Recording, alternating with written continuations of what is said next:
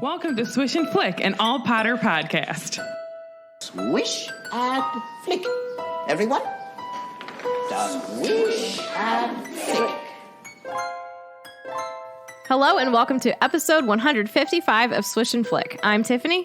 I'm Megan. I'm Katie. And I'm Sarah. And this episode is sponsored by Chad Bosquez. Thank you, Chad. Thank you. Today we will be discussing the second half of chapter 20 of Harry Potter in the Order of the Phoenix, Hagrid's Tale. So make sure that you have read the chapter and you're ready to triple axle, double whammy, death drop your way through the details. I do have a question. How does Hagrid get a tail? Like, how did that happen? That is not the spelling. Did he just grow it out?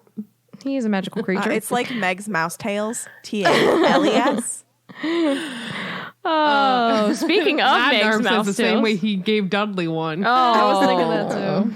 Very good, very good. All right, you can go on. Let's talk about Weekly Prophet News. No, let's skip it this time. I'm excited for all I of have these. cute, fun things to talk about, though. I have one to Yeah, add but they too. all make me want to spend money. Well, I True, did true. on 1, 2, and 3.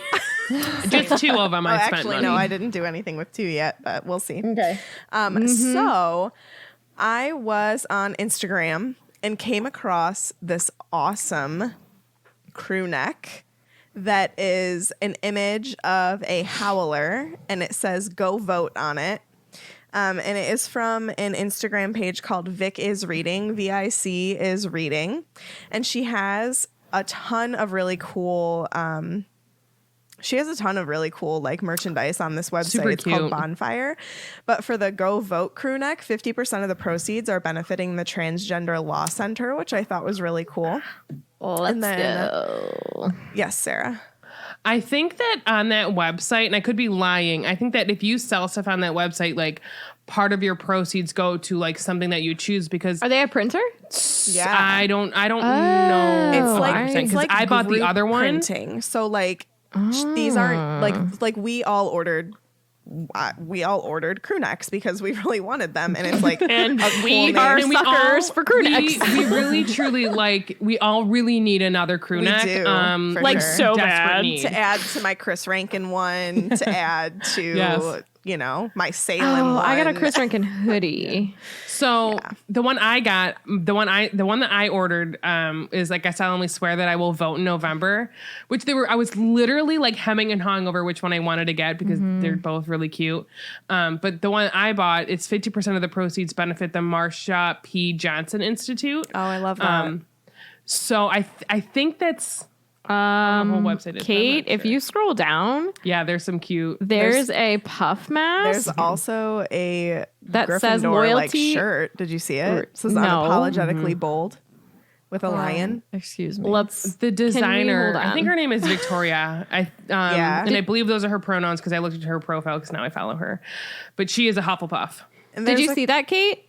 It's a No, little it's badger really in the middle, cute. and around it says loyalty is underrated. Oh, I wish this would load faster. I want to see. And then It's I real love cute. all of her designs. There's a mug that says "Let me finish this chapter." Yes. recovering I literally from was a like, book I need to get off. hangover, which is like I wanted so to buy true. all of them.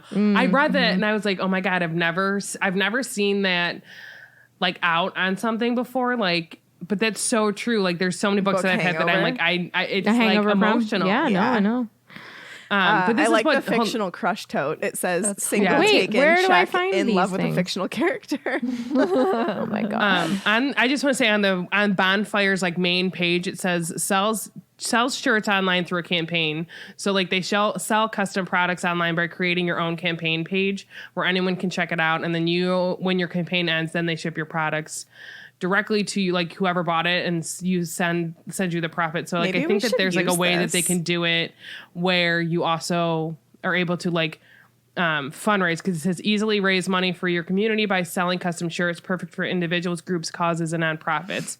No inventory needed. We do all the work, which I thought was really cool because I think everything for hers, she has like a not like, you know, whatever she wants, not whatever she wants. I shouldn't say it, but I don't know how 100% it works. Basically, that makes no sense. What's coming neat, out of my though. mouth. It's We okay, should we look love you. into it for some projects that we might want to do in the future. I love it. Oh my gosh. But I love the Go Vote design. Yes. And it's something that I cannot wait to like go and take cool pictures in and just wear it everywhere because everybody needs to vote this November. So even if it's by mail, do it. Don't make us send you a howler. I'll send you a howler. Oh my gosh. Just like, She also has it in a Howler. tank top too. Yeah. But you could follow her on Instagram. It's Vic is reading on Instagram. Fun fact. And Because she I posts cute love your stuff. designs. Yes, do the census too if you haven't. It takes 2 seconds. Actually, I need to do that. Get on it. I know, I'm gonna. The next piece of weekly profit info is the Ulta Harry Potter collection, which Tiffany ordered some stuff. I did. What'd you get? I got the makeup bag. So I got the Gryffindor makeup bag, obviously. It's really cute. It's got like all these little tiny stars on the front that are very like light in color. And then it says, let me take a look here so I read it exactly. It says determination, bravery, courage. And then on the back at the bottom, it says Gryffindor and it's got like a little red tassel. And then the inside is that like wipeable material. So like if your stuff spills or, you know, the powder gets out and whatever, it's easily like cleaned and it's got like a cute little print on the inside. Of the makeup bag? Cool. And then I got the bath bomb, which it's a Hogwarts house mystery bath bomb. So does that mean you'll next finally time I take a bath? You have Yeah. to keep us updated on that. I'm very stinky. But yeah, I'll let you guys know what house it says I'm in. You could do, they've got scrunchies. Well, I don't know if those are that's scrunchies cute. that saying hair I accessory, really but they want look like I scrunchies. wanted the lip balm, but they were Oh, look sold at how out. Cute. Oh, the wrong bewitching color. pH balm. Yeah, I really that's wanted cute. that. I And then really, they also really have did. body lotion. Deathly Hallows brush kit. That's cute handles. It looks like the memories. Like whenever you dump a memory into the Yeah. pensieve. That's kind of cool. I wonder And how then they feel have- though. Yeah. They have Hogwarts house themed eyeshadow palettes, nail polish strips for each house. Those are really cute. Like the stick The on only guys. thing with that is like, and I don't know. They The always Ravenclaw want to one do just like looks more like Swish and Flick to me than Ravenclaw. It's like a feather. That's all it is. they don't have on the Ulta website. The chapstick is in stock. buy They it don't have immediately. Hold on, let me see. something. What am I looking for? They don't have the Ravenclaw eyeshadow in stock on the website. Oh wait, hold on. I don't know. If But a that's lot what of I times they're thought like it was. blue eyeshadows, and like not everyone can pull that off or wants to pull that off. Never mind, Yeah. you guys. That was the wrong thing I was looking at. That was lip you looking gloss, at lip and I gloss? don't use Oh, lip yeah. gloss anymore because the wind will blow my hair into my lips and it'll stick, and it's not cute. Oh my gosh. Ooh, gosh. Ooh, these Also- cheap face masks are scary. Lumos when there's no eyeballs face in and them. body shimmer drops. Harry Potter lip not into crayons. Those are actually really cute colors. The lipstick. Where in the world is Carmen Sandiego? I was just going to say that. Pygmy Puff Jelly Blush. What is that? I saw Sounds that. adorable. It sounds like It's it's probably a just- gelatin blush. Yeah. What is? I've never heard of that before. Rub it on It's your probably just like, eyes. you know, it's Nope, like a not on cream your blush. Yeah, It's a little it's bit like a- of a jelly consistency. That's weird. Stuff like that's not good on my skin. I have really super sensitive Sensitive. skin. Also, yeah, those face masks are terrifying. I'm gonna share the link in. And the Discord thing for with you like guys. with face masks, and this is not Harry Potter related at all, but like they're kind of like a one size fits some. So like a face Yeah. mask that fits They me don't fit perfectly is not going to Katie's very fit well. Tiffany. Exactly. Yeah. Yeah, they would not fit my face probably. Let's get serious. So there's some cute stuff. A lot of it is out of stock right now, but I'm sure that they will be. Ugh, the lip balm is out of stock. My Gosh darn it. I'm gonna have to go to a store. I passed one today. I should have went in. Insane. So then my last weekly profit news, and I think that we talked about them whenever you guys got your candles, but we were waiting to order ours until we got to our new place because I didn't want to move them. But Katie and I got our candles from Book and Reverie. And it's a Black-owned Etsy shop they're just, first of all, the designs, like the labels, So like cute. the label designs are super beautiful. And like just the aesthetic of like I just love how it's like not just Potter. There's like Yeah. there's There's like Gilmore a Girls Persephone ones. and Hades Babysitters Club. Yeah, there's an Animal Crossing one now. I didn't see that the What? last time. Oh my God, there's a Storms and Books that is like Yeah. me. I want the one that's an Aries. And look, it sounds like I really like the smell of it. I really want to smell the chocolate frog one. So we got tea and books because I love tea scented candles. They're like Beach Books. And Bath and Body Works had a lemon and tea candle for a long time, and that was like one of my favorites. But this one is black tea, parchment, and clementine, and it's like it's just nice and light because I don't like super sweet smelling candles. But so this one, like I am even though it's not a fan. clementine, it's not super sweet. It's very like understated. I don't know. I like it. And then the Slytherin one smelled really good. What is in that one again? It was like, It kind of smelled incensey, but I like that yeah, a smell. little bit incensey. It is, what is it described as? Dark waters, incense, and ambitious magic. It smelled very You good. can. I think you could also. She does custom ones, so you could also like. Because I saw on her Instagram, someone asked. I think it was an anime one, but an anime I don't know, which it's not tracking because I don't know most of them. But it was pretty cute. There's a magical Great Hall one. Oh. Yeah, there's let's lots see. of really cool flavors. And then there's also like a Flavors. Alice Don't eat the candles. Do not That eat they taste candles. great. there's one Hold called on, We're what All does Mad that Here, smell which is like? like rose for Oh my God. Alice in Wonderland. Meg. And there's a little princess one. Why did I not see that? I love Meg. obsessed. that movie so much. Yes. The magical Great Hall one smells like What? waffles. The magical Great Hall one smells like waffles, spiced pumpkin, and magic. That sounds so nice. I think. Oh, we also got the Reading by the Fire one, which is a wood wick. And it's like fire. Is that crackle? Yeah, it's like crackly. It's cute. There's one called Wine and Books. Anyway, I love all the scents. And it was packaged super cute. We got like Packaged very well. we got a cute little like broom pen, like the ones that we had down in the basement, Tiffany. Yeah, she sent those to us too. And then like This some is packaged cutely. Twizzlers, and it was really cute. I loved Is that it. right? What? And I I just said it was want packaged to cutely. support That's not right. some black-owned Etsy shops, and this one Yeah. like was perfect for all of us. So Yeah. I loved it. I have a weekly Nice. profit. Yeah, What's your weekly profit? We were right. You heard it here first. The Harry Potter movies are going to Oh, Peacock. yes, they are going to yeah. Peacock. Yeah, I mean, We called it. it didn't take a whole lot to call that one, but we did it. We did it. We did. But we'll probably have more details on that next time. yeah. This is it, Tiffany. There's not going to be a next time. We're stopping after chapter what is this 20? So no one will know what happens with Harry. And the Does Potters. Umbridge continue on being Umbridge? Probably. No one knows. Never know. What's the Unsolved Mysteries music?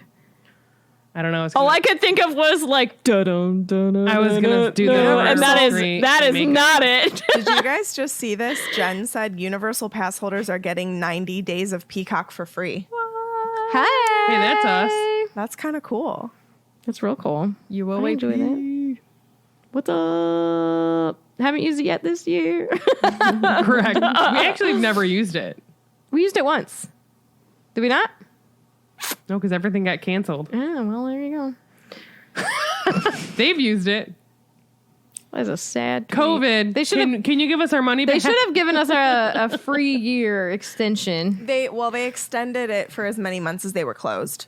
So like Oh. our passes don't expire now until like early next year or something, right? No. Okay.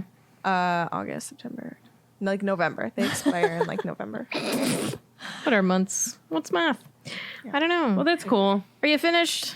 Are you done? I'm finished. That was Yes. 3 things. That was a long weekly Oh, well, you're profit. looking at Katie in a different thing. Yeah, I'm going to look at Katie through my camera. Katie, are you ready? I'm ready. I'm prepping this one. Recap. Recap. Recap. I no longer know who you are. Name that movie. All right. Last time. So the trio hurried to sneak out of the castle under the invisibility cloak because Hagrid's back. Hermione actually screamed when she saw him because he's actually really beat up. And they want to know what's happened, and he tries to play it off, but it's not really that hard to get anything out of Hagrid. And it was going well at first. Well, the story that he told said everything was going well at first, but then it was taking a turn for the worse. Wow. So as previously spoken about Hagrid and his friend Maxime, although I guess that's like her last name. I guess that's his last name too. Whatever. They're trying to talk to the giants. They're trying to talk the giants into fighting for like the light side. No Darth Vader or anything. But there are complications, like giants dying and like being beaten, and like the death dudes coming in and like talking with the Gurg.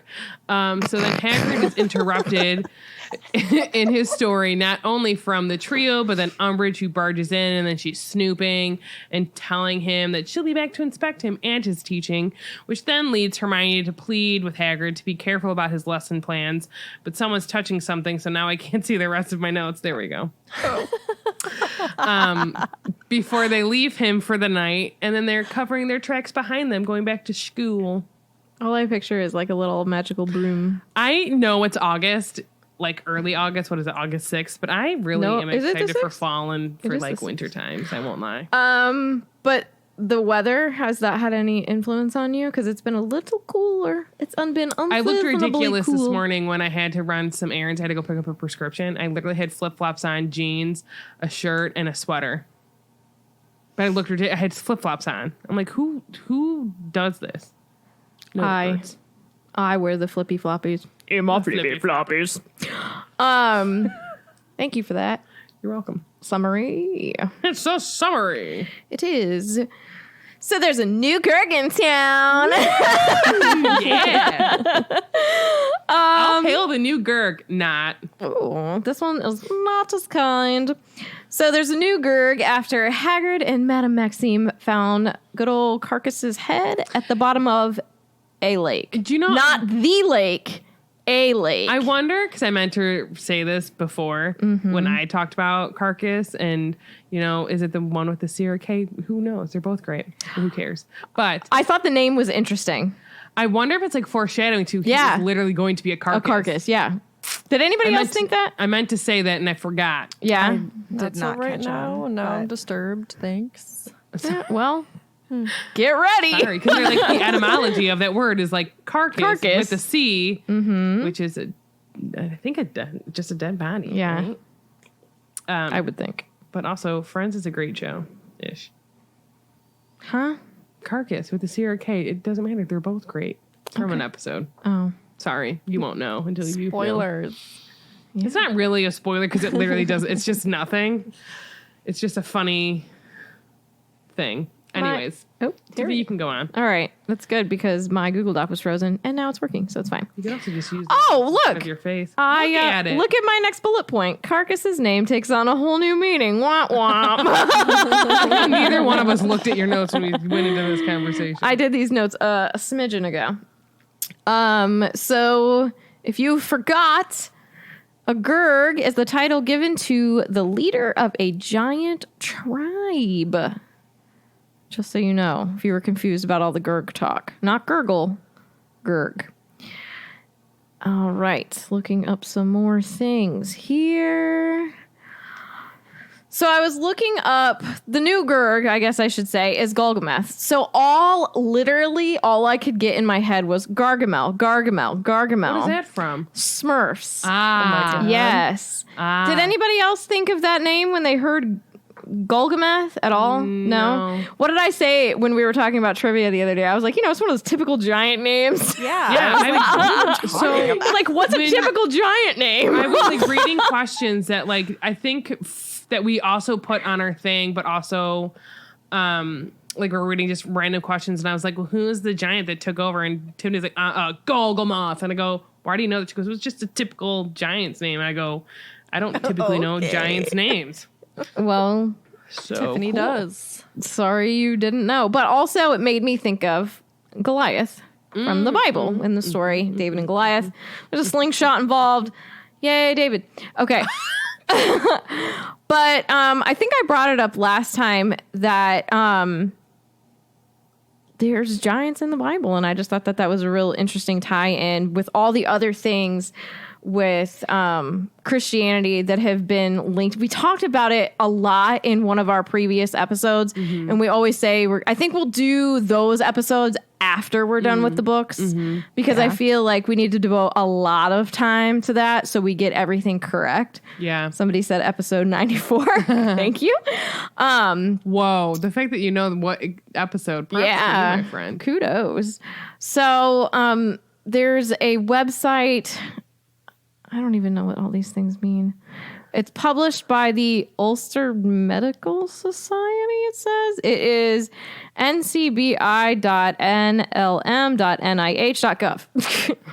But just a smidgen. It says giants have been around since time began. They are first described in the Bible in the book of Genesis, chapter 6, 1 through 4. Originally, giants appear to have been regarded positively, often considered heroes, particularly by the non-Hebrew population. After the Great Flood, giants remained present in scriptural text, but their good reputation had waned in the eyes of the Hebrews, and they often tended to be seen as the enemy, often fighting in armies. I wonder if that's because, like, when you think of a giant and you hear the stories on them, they're so much larger than you. So I wonder if they were just fearful of them. Where like Hagrid's like a half giant, and I don't know if this is what you're taught or just because of the size of them, it scares you. But like he literally is like the nicest guy, and he is such a gentle dude that like unicorns will let him come. You know what I mean? Yes. So like it's just one of those things where like I wonder if they just let their fear overrun them, which you shouldn't do. I feel that. But there was one other thing that I thought was interesting, because it is this way in Potter. In Potter, wizards basically forced giants out using magic, using force with magic against them, which is why, there's that hatred there. I think hatred is the appropriate word to use. It says, giants live together as a number of separate races before and after the flood. So it's like giants also in Potter live separately. Yeah. So that's that. Would you look at it? Did you see? And then I looked up Gargamel. Did you see this? I pulled this up on the Wikia What does this about say? the etymology of it. Oh, go for it. Because it says Golgam. I'm going to say all this wrong. Golgamath, the etymology of Golgamath. Correct. Yeah. Oh, okay. And the name is derived from the number, and it's like Google. So it's Googol. Not to be confused with Google. Well, and that's what I like call Google. I like The Lego gal. I know. And then my old eyes needs to Zoom that puppy, and she's on like text Well, the 100. computer's far away from me. I agree. And I have my contacts in, so I can't see as well like computer screens. So its numerical value, it's a number. Its numerical value is a single digit 1 with 100 zeros after it, or 10 to the 100th power. This is a huge number, which is fitting for one of the largest of the giants. An alternative would be Golgotha or Calvary, and that's the hill outside Jerusalem on which Christ was reputedly crucified. And the name means, quote, place of the skull, and like place of the is in parentheses inside the quotations. Or it also says Golgotha in Aramaic. I know, but like I'm trying to make sure I'm saying it right, but I feel like I was adding an extra A in Aramaic with the Hebrew connotate, I don't know, being Golgoliath. The ancient Greek Oh my gosh. manthano, from which math is derived, means learn or be taught. So together the bearer would have learn in the place of the skull or death, which would seem to sum up this tiny enclosed valley. I don't even know what just happened. I don't really know either, but that's just on the Wikia. I just thought it was cool. No, that's cool. Etymology, cool. man. I like names. I look names. Let's talk about Gargamel, y'all. Yeah. So Gargamel is a fictional character from The Smurfs. He's an evil wizard, the sworn enemy of the Smurfs. Of the Smurfs. Yeah, he's the main antagonist in the show and in the comic books. Didn't know there were comic books. His main goal in his life is to destroy the Smurfs and turn them into gold. That's all I got to say about Leah. gold. So back to Harry Potter after that long detour. So Hagrid and Madame Maxime, they didn't bank on having two Gurgs to talk to. Like, it was hard enough just even speaking to the first one. So now they have another new one to talk to. I get another Gurg, man. There's another Gurg. So they'd actually made friendly contact with the first one, friendly contact with Karkus. It seemed like, in my opinion, that everything was going to go okay. You know, who knows what would have happened in a second conversation, but, you know, they weren't dead, which was a positive thing. Always positive. Look on the bright side. We're not dead. Am I right? All right. Am I right? Okay. So he had a feeling that it's not going to go the same way with the new one, but they were going to try anyways because that's what you do. Ron was really actually shocked that they were going to even go and try and talk to the new one because of what had happened. What had happened was they ripped his head off. Whoa. But here's the thing. This is a Makes my very... head hurt. I'm sorry. Well, My- really would be my neck, but Okay. This is a very serious situation that we're in. yeah. This is the cusp of war. Well, we're actually kind of in war. I would say the war started. Well, this is like one of the very first times like you really hear about stuff like happening outside of, you know what I mean? Hogwarts. Like they know what's going on. Like they being like Harry, Ron, and Hermione. I almost said our names, but like they haven't really heard about Death Eaters actually going and doing things like this. You know what I mean? Like it's always been where at his it's side, been like or Voldemort's side, or whatever. It's been someone telling them, like someone's retelling a story of someone else telling them a story. So right now it's like they're hearing firsthand account of Hagrid literally seeing, I don't know why I'm doing this with my face, literally seeing Death Eaters that he knows of. Yeah. Talking Knows to, and seen and has been around. Yeah. So like this is almost like cementing This is more real. of like, it's gonna get dark. We're gonna fight. Yeah. It, like, so makes it's gonna it feel happen. super real. Like it's not Yeah. one-sided It's too personal anymore, now. you know? It's not like far off in the distance. Oh, that's happening over there. I'm reading about it in the paper. Yeah. No. It's like, wow, Yeah. Hagrid experienced this and now Yeah. Hagrid's right in Yeah. front of me.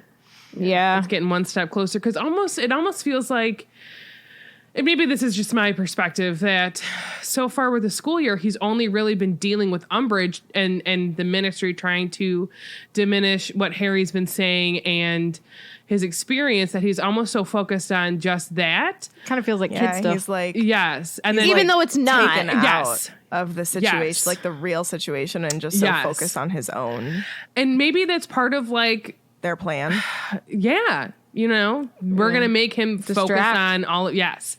And, you know, I wonder like how much Umbridge is involved with the Death Dudes right now. I don't know. That just popped into my head.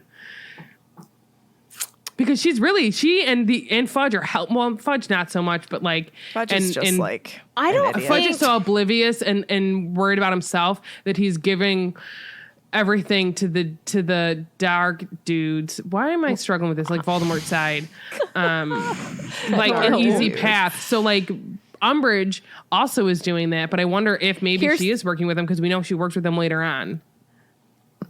Maybe. To go into that, I don't know if she thought she was. Yeah. Do you think? I think agree. she's just evil enough on her own, and they were I like, agree. "Look, we don't even have to talk to her," Yeah. because they were I agree. infiltrating the ministry, but they were putting people under imperious see- curses yes. and things. But They wouldn't need to do that. Do you think that she knowingly worked with Death Eaters, or do you think that she was just nasty enough they didn't even need to do anything? I wonder if they knew she was nasty enough that they also tried to like maybe sway her to just be like, and it could just be that they pushed her agendas. Her and Fudge are able to do it in the aspect where like you're gonna distract Harry from really thinking about this, but also the entire wizarding world that wants to be behind the ministry and wants to be behind you to discredit Harry. Why am I doing it like that? Discredit Harry and discredit Dumbledore and discredit like Voldemort's not back. And I mean, I don't know. I could see both sides. It's more than likely that it is just them like she's being themselves. Puppets. They're puppets. Here, let me whisper this in your ear. You're going to go and do that because that's your agenda anyway, which pushes my agenda. Megan, what do you need to say about this? I kind of hate making this comparison, but she could kind of be how we view Queenie right now with Grindelwald, where like, you know. I know because like I love Queenie, but I think that like if you think about Queenie with Grindelwald, she sides with him because he is going to help her agenda. And to her, it's not bad because he's helping her agenda. She doesn't have a bad agenda like Umbridge does. But it could be something similar where like Umbridge doesn't necessarily care that she's siding with Voldemort because Voldemort is pushing her agenda. So I think that like I wouldn't say that like she's ever going to be a Death Eater, you know, like she's never going to get the dark mark, but like she will do everything in her power to push her agenda. You know what I mean? Yeah. I don't hate that comparison, but like for me to compare the two of them, not to say they're apples and oranges, but like with Queenie, her intentions are in a good place where like she just wants to marry the guy that she loves, and realistically like she should be like it should be a thing. And we're now in a time of like, it's becoming more acceptable to marry whomever you want. But then it wasn't. So like when these movies were made, like in America in real time, like interracial marriage was still not allowed. And that long ago.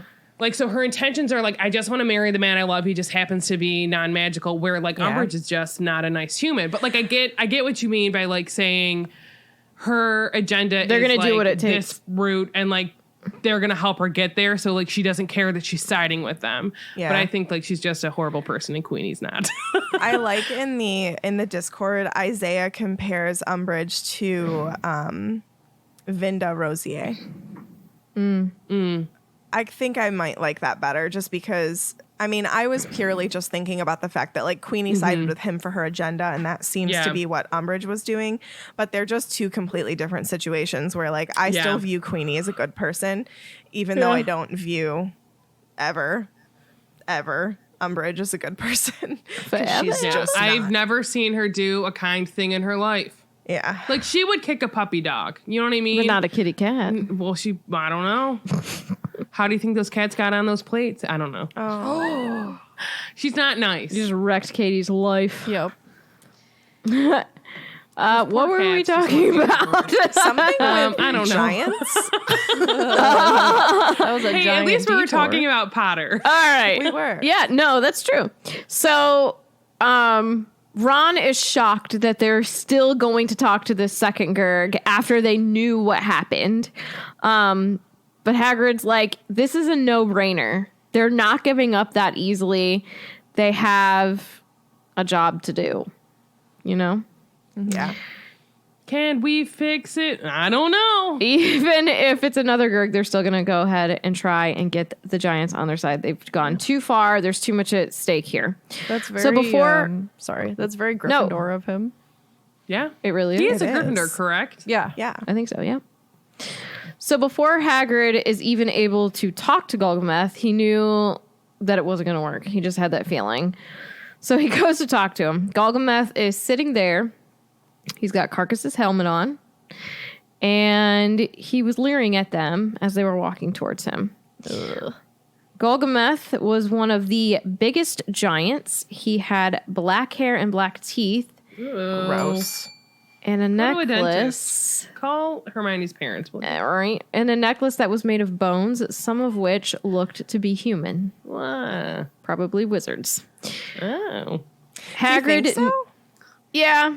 Because think. I kind of thought that it would have been like the muggles who just disappeared in The mountaineering mountaineering accidents. accidents. No, I think that they would prize wizard bones wizard bones over muggles because they hate wizards because they They're can do magical bones. Just saying. Just think. When Just you dance, they dance. thoughts to just think. like that. maybe it's both. Who knows? So Hagrid knows he has to at least try. So he holds out this new gift to the Gurg. It's a roll of dragon skin. And then I said, do you think it's from the same dragon as the meat that's on his face? Where did this come from? I can't see Hagrid killing a dragon. Do you think that it's just like shedded skin? That's not a proper word. I think that you are trying to make this okay when it's I don't know. Probably I mean, snakes not. shed their skin. Do dragons shed their skin? Don't they? I don't know, but I don't think so. I mean, he's holding Yeah. some meat on his face. It is a reptile. I mean, right? It's like a type of reptile. Let's Could. Google it. Do dragons? Shed their skin. Well, I don't think there's going to be scientific fact on this. Well, It's a shedded natural- dragons natural do process shed. in all reptiles.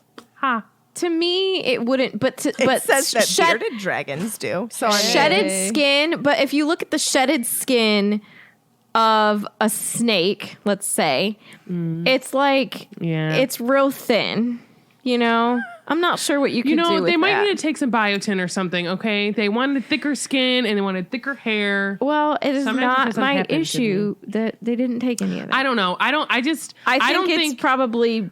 I don't think Hagrid does the killing. I don't think so either, but I just wonder where it came from. Megan? so Dragon on heaven. dragons.fandom.com, which Thank is you a very wikia. much. Can we find our dragon names? It says, a dragon never sheds its skin. Since its scales grow slowly throughout the course of its life, it occasionally loses individual scales through injury or illness or as a result of natural molting. These patches remain bare for a few months at most before replacement scales grow large enough to fill the gap. So that's made that probably rule? a hard no that they shed their skin. That makes sense because, like, think of how, like, in all those video games and everything, how valuable like a dragon scale is. Yeah. Even Well, down and- to dragon tails. Okay, that's how they went from normal human world to the dragon world. Dragon tails, dragon Nope, tails. That's is Veggie Tales, incorrect. dude. Can you get serious about life? That is Veggie Tales. Vegetables. Megan doesn't like lettuce. What is the song for Dragon Tales? Why can't I remember now? it. I never watched that. I don't know. There is a thing where we can figure out our dragon name. So we'll do that at some point. Yes, please. That should be in the lightning round. Yeah. Let's do it. But we know that dragon skin is used to make protective gloves. Maybe boots, who knows? But gloves we know for sure. Probably Bits. armor. We little bits. So Hagrid gets down there. He says, quote, a gift for the Gurg of the Giants. And he's got the dragon skin. And then the next thing he knows, he's hanging upside down in the air by his feet. Two of the Gurg's buddies, good old Crab and Goyle cronies, if you will, grabbed thought him it by was his James Potter. feet. Aw, come on. What? He's a bully just like these dudes are being bullies. Jeez. So the only way that he's able to get out of this is because Olymp was there. And if he would have been alone, it probably would have been a much different outcome. Quote, she pulled out her wand and did some of the fastest spell work I've seen. Ruddy marvelous. Hit two holding me right in the eye with a conjunctivitis curse, and they dropped me straight away. But we were in trouble then, because we'd used magic against them, and that's what giants hate about wizards. We had to leg it. I didn't read that correctly the first time, but I like that term. We had to leg it, and we knew that there was no way we was going to be able to march, enter camp again. Man, he's difficult to read. Yeah, I have to type it out normally, otherwise I can't too. read it. Sorry, He's Hagrid, I love he's you. real difficult to read out loud. He's not difficult to read in my head though. Yeah. Yeah. So I looked up. I know what conjunctivitis is, but I just thought that was okay. Let's just dive into that. Conjunctivitis, my friends, is pink eye. Pink eye. Pink eye is an inflammation or infection of the transparent membrane, conjunctiva, Jeez. that lines your eyelid and covers the white part of your eyeball. I was nervous I had it. I was like panicking I've had it before. when your kid had it and I was babysitting. I was like, your eyeball is fine. I was like, I swear it's itching like crazy. She's like, stop. So small blood vessels in the conjunctiva become inflamed and they're more visible. This is what causes the whites of your eyes to appear reddish or pink. But you can get a good old prescription and that'll go away. But it hurts, folks, and that's why they dropped him. You're welcome. So I looked up folks. So I looked up conjunctivitis curse on the Wikia. The incantation is unknown. We know that it's a curse. It's to irritate the target's eyes, forcing them to swell shut. I don't know how true that is. We knew that dragons are susceptible to this curse. And because we know that their hide... Crumb did? Yeah, so their hide is resistant I'm to sorry, most... who did it? Thank you. to most curses, but it says that the Oculus potion was able to counteract this curse. Let's look up this guy. Well, it sounds like something you'd use with your eyeballs because Oculus. You don't say. Reparo. I love eyes. I don't see where it says this. I don't know. Do with that what you will. Anywho, moving on. Hermione asks why did it take him so long to get back if they were only there for 3 days. But they didn't leave. Not after 3 days. No siree, Bob. Dumbledore is relying on them to get help from the giants. The loyalty that Hagrid shows, Dude, is something that he is underrated. I'm not sure is matched within this series. Harry, yes, Harry carries out his wishes. We see Harry's thoughts though, and how he thinks. Like in 7 especially, he's mad. I was going to say a different word. He's really mad at Dumbledore for the things that, he's done or the lack of things that he has done in regards to finishing the Horcruxes and whatnot, even though he tried-ish in a Dumbledore way. But Hagrid is the purest form of loyalty. I think between him and Dumbledore, there's a lot of like trust and respect. Yes. Because even later on, doesn't Umbridge say, not Umbridge. Ooh, I'm so sorry. McGonagall? I am so sorry. Girl. I am so sorry. Ooh. Because McGonagall even says, like, they were talking about Hagrid. She goes, if Dumbledore trusts him, I trust him. Where, like, before, not that she wouldn't. In 1, we saw that straight off of the bat. Yes. I mean, we were set up to know that Hagrid fumbles a little bit. Well, especially throughout Sorcerer's Stone, that's a thing. He lets slip, Fluffy, whatever, music. I don't know. Blah. You guys know, I'm like his #1 fan. And I'm your #1 fan. And everyone, like, there are people out there that are like, well, he's a drunk and he says all these things that he's not supposed to. Like, he's not. Like, he's only pure. time you see him he doesn't drinking, do that like, on purpose. You see him drinking, obviously, like, when Aragog dies. Yes, you see him drinking at but that was honestly at the Yule party. That was like, Harry's fault. He kept refilling those glasses. Yeah. Like, well, yes. Felix told him to. I just, there's times where, like, majority of the time that you see Hagrid, dude's not drinking. Like, just because, like, they're like, oh, he's drunk all the time. No, he goes out, like, when he's not working. Yeah. And goes to a pub. I know several people that do that aren't drunks. You know what I mean? I've done that. Yeah. Not a drunk. And then there's people that talk about, like, well, he just says things he's not supposed to. Like, in the beginning of this chapter, they're like, dude, we already know, so you might as well just tell us. And then they, like, get it out of him. But, like, we also know that, like, the people he's telling are trustworthy. Like, he's telling Harry and Ron and Hermione. But, yeah. Just don't come for my man. I will come after you. Not really, because, you know... But Hagrid is literally the best. We good don't guy. deserve him. He's underrated. It's like a dog. We don't deserve the dogs. And We don't he's deserve Hagrid. he's just literally he's probably the best character in this entire series, and come at me. Because we also talk about the fact that she makes imperfect people perfectly. So like he's not a perfect guy. He's had struggles in his life. Yeah. And he's still willing to put everything on the line for his friends and neighbors, you know? His friends and neighbors. Literally, they live at I mean, Hogwarts. that's what makes this series so good, you know? I mean, like that's what makes Snape's character so good. Like you're meant to feel how we feel about him. Did that hurt you saying that? You look like you struggled a little bit to get that out. Well, I You were just like, didn't want it to be taken in the wrong context because I don't like Snape. Haven't you? But haven't it been Listen to that reported? Felix file and you'll hear a whole different story. Or is it just that Jess is convincing enough? You've upset your mom. Jess had a really great argument on there. Like she brought it to that episode. did. If we're gonna I do said that that episode in front again, of my mom, probably, and and we're she gonna got have her upset. back on that episode. She's like, Oh. what do you mean Snape's a bad person? I'm like, She's a Snape my mom's in lover. the background going, no, I said he's sexy. Oh, So here's the thing. I was She gonna likes say Alan she Rickman. loves Alan she's a Rickman. fan of Alan Rickman. Hey, Mama Sips of Pizza. sadness for Alan Rickman, my Yeah, friend. honestly, J.K. Rowling just writes those kinds of characters very well. So yes. All right, so here we go. Quote.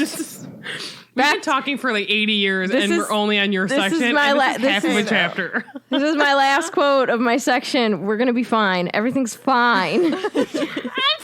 Fine.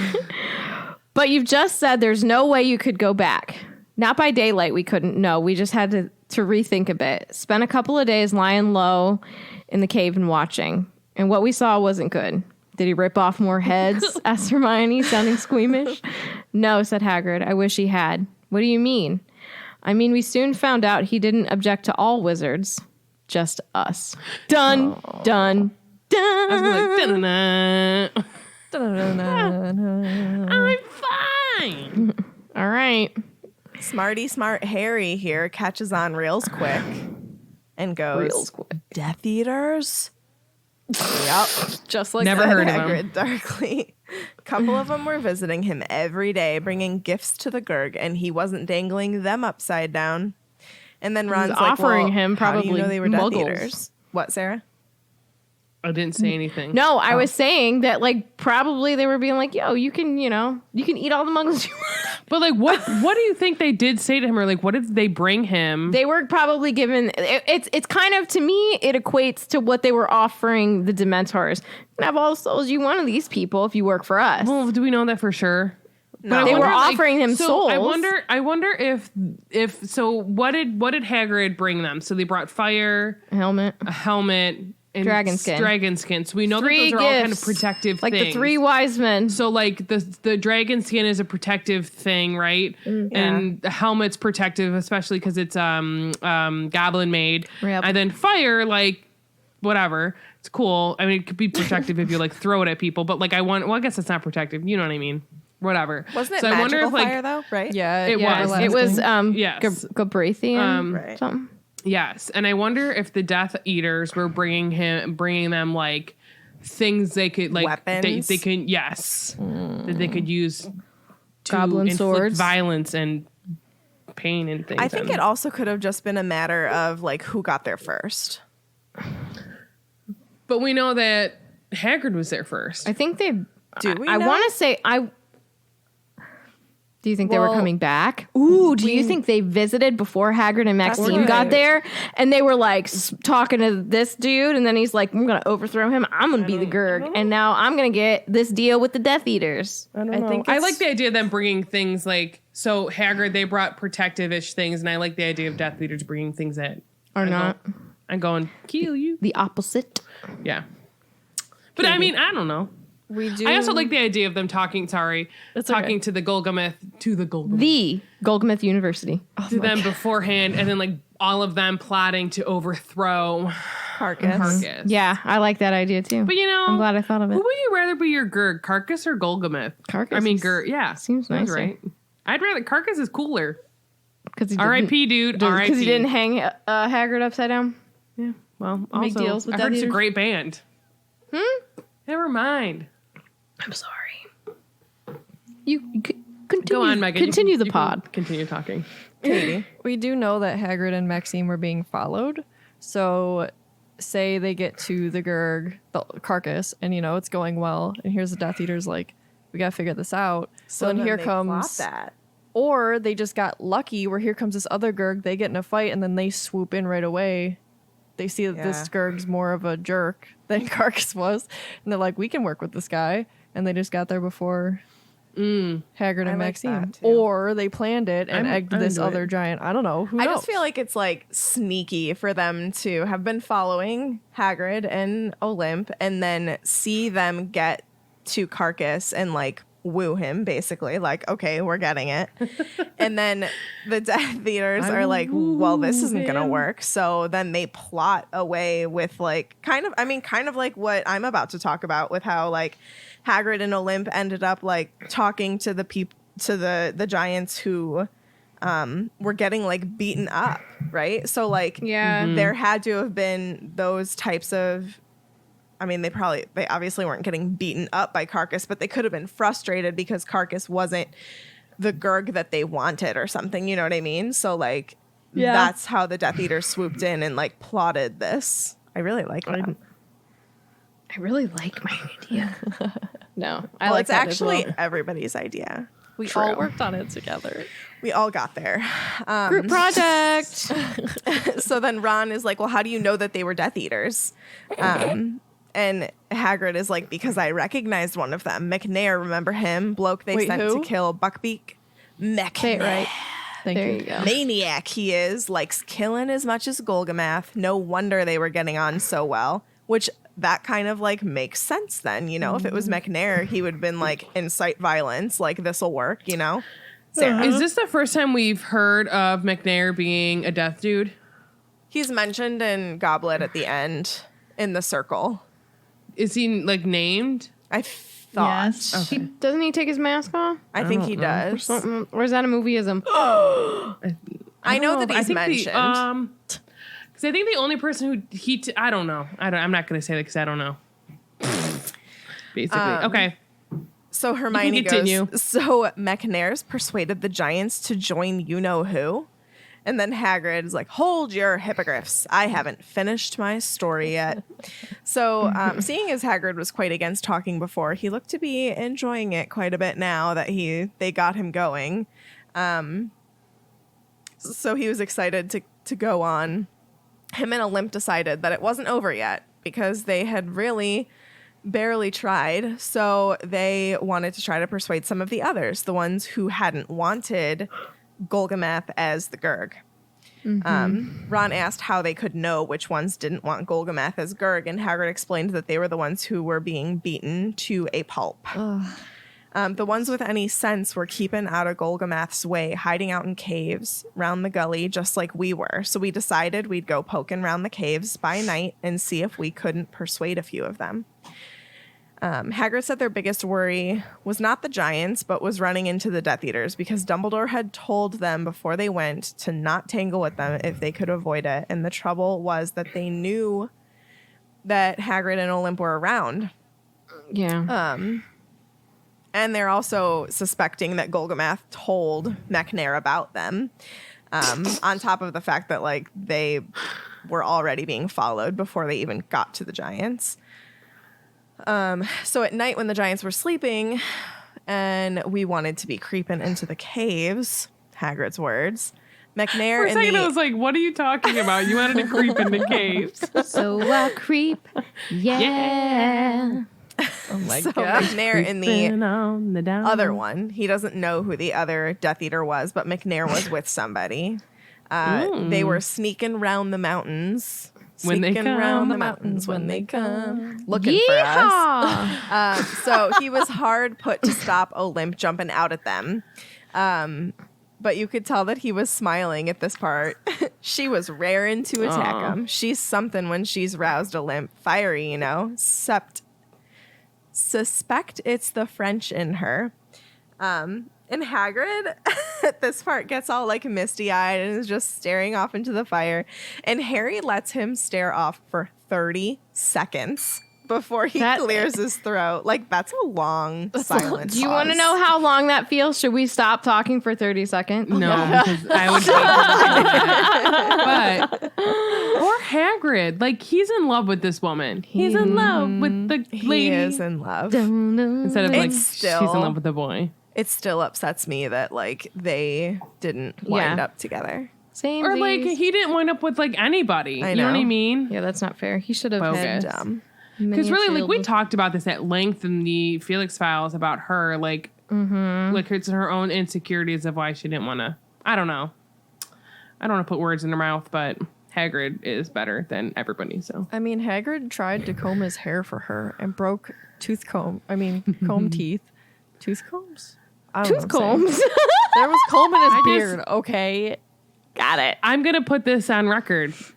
Well, I mean, probably not record, but just on the internet because who's putting my voice on a record? That's weird. Not weird, but What is happening? it's just an old timey saying. But he was too good for her. Doesn't on record means that there's a record of I know, it? but like I'm thinking of like an actual like like a vinyl? record play. Swish I don't vinyl? think that's the meaning of the saying.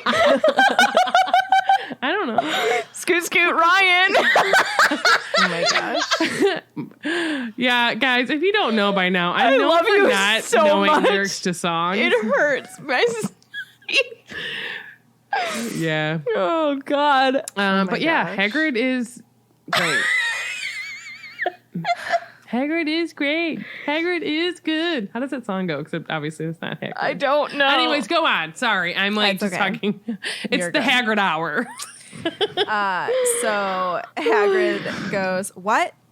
Oh, yeah. We did. Yeah, on the third night after Karkus was killed, we crept out of the cave Third night. we'd been hiding in and headed back down into the gully, keeping our eyes skinned for the Death Eaters. Got inside a few of the caves, no go. Then in about the sixth one, we found 3 giants hiding. Was the gully Fern Gully? Oh my god. I hope so, because that's a fantastic movie. I've never seen It is it. like Neither have I. 45 minutes long. Did you I know know. that? Yeah, it's so short. I haven't watched it in a long time, but I actually own it on DVD. Dude, shout I out to don't- I Fern don't think I've Gully. ever seen it. And whatever the bat's name is, I can't remember. Oh but my there's one God. part I will never forget. He goes, I have but one claw, but beware. Robin Williams did the voice of it. Oh my God, anything I he loved touches is that. gold. Oh, love him. Miss him. Sips for Sadness. Pour one out Yeah, for Robin Sips for Williams. Sadness I for love you. him. I'll sip one. I only have water, but I'm down. All right. So, where was I? Okay, so they found 3 giants hiding in their 6th cave that they went into. Why not the 7th? I don't know.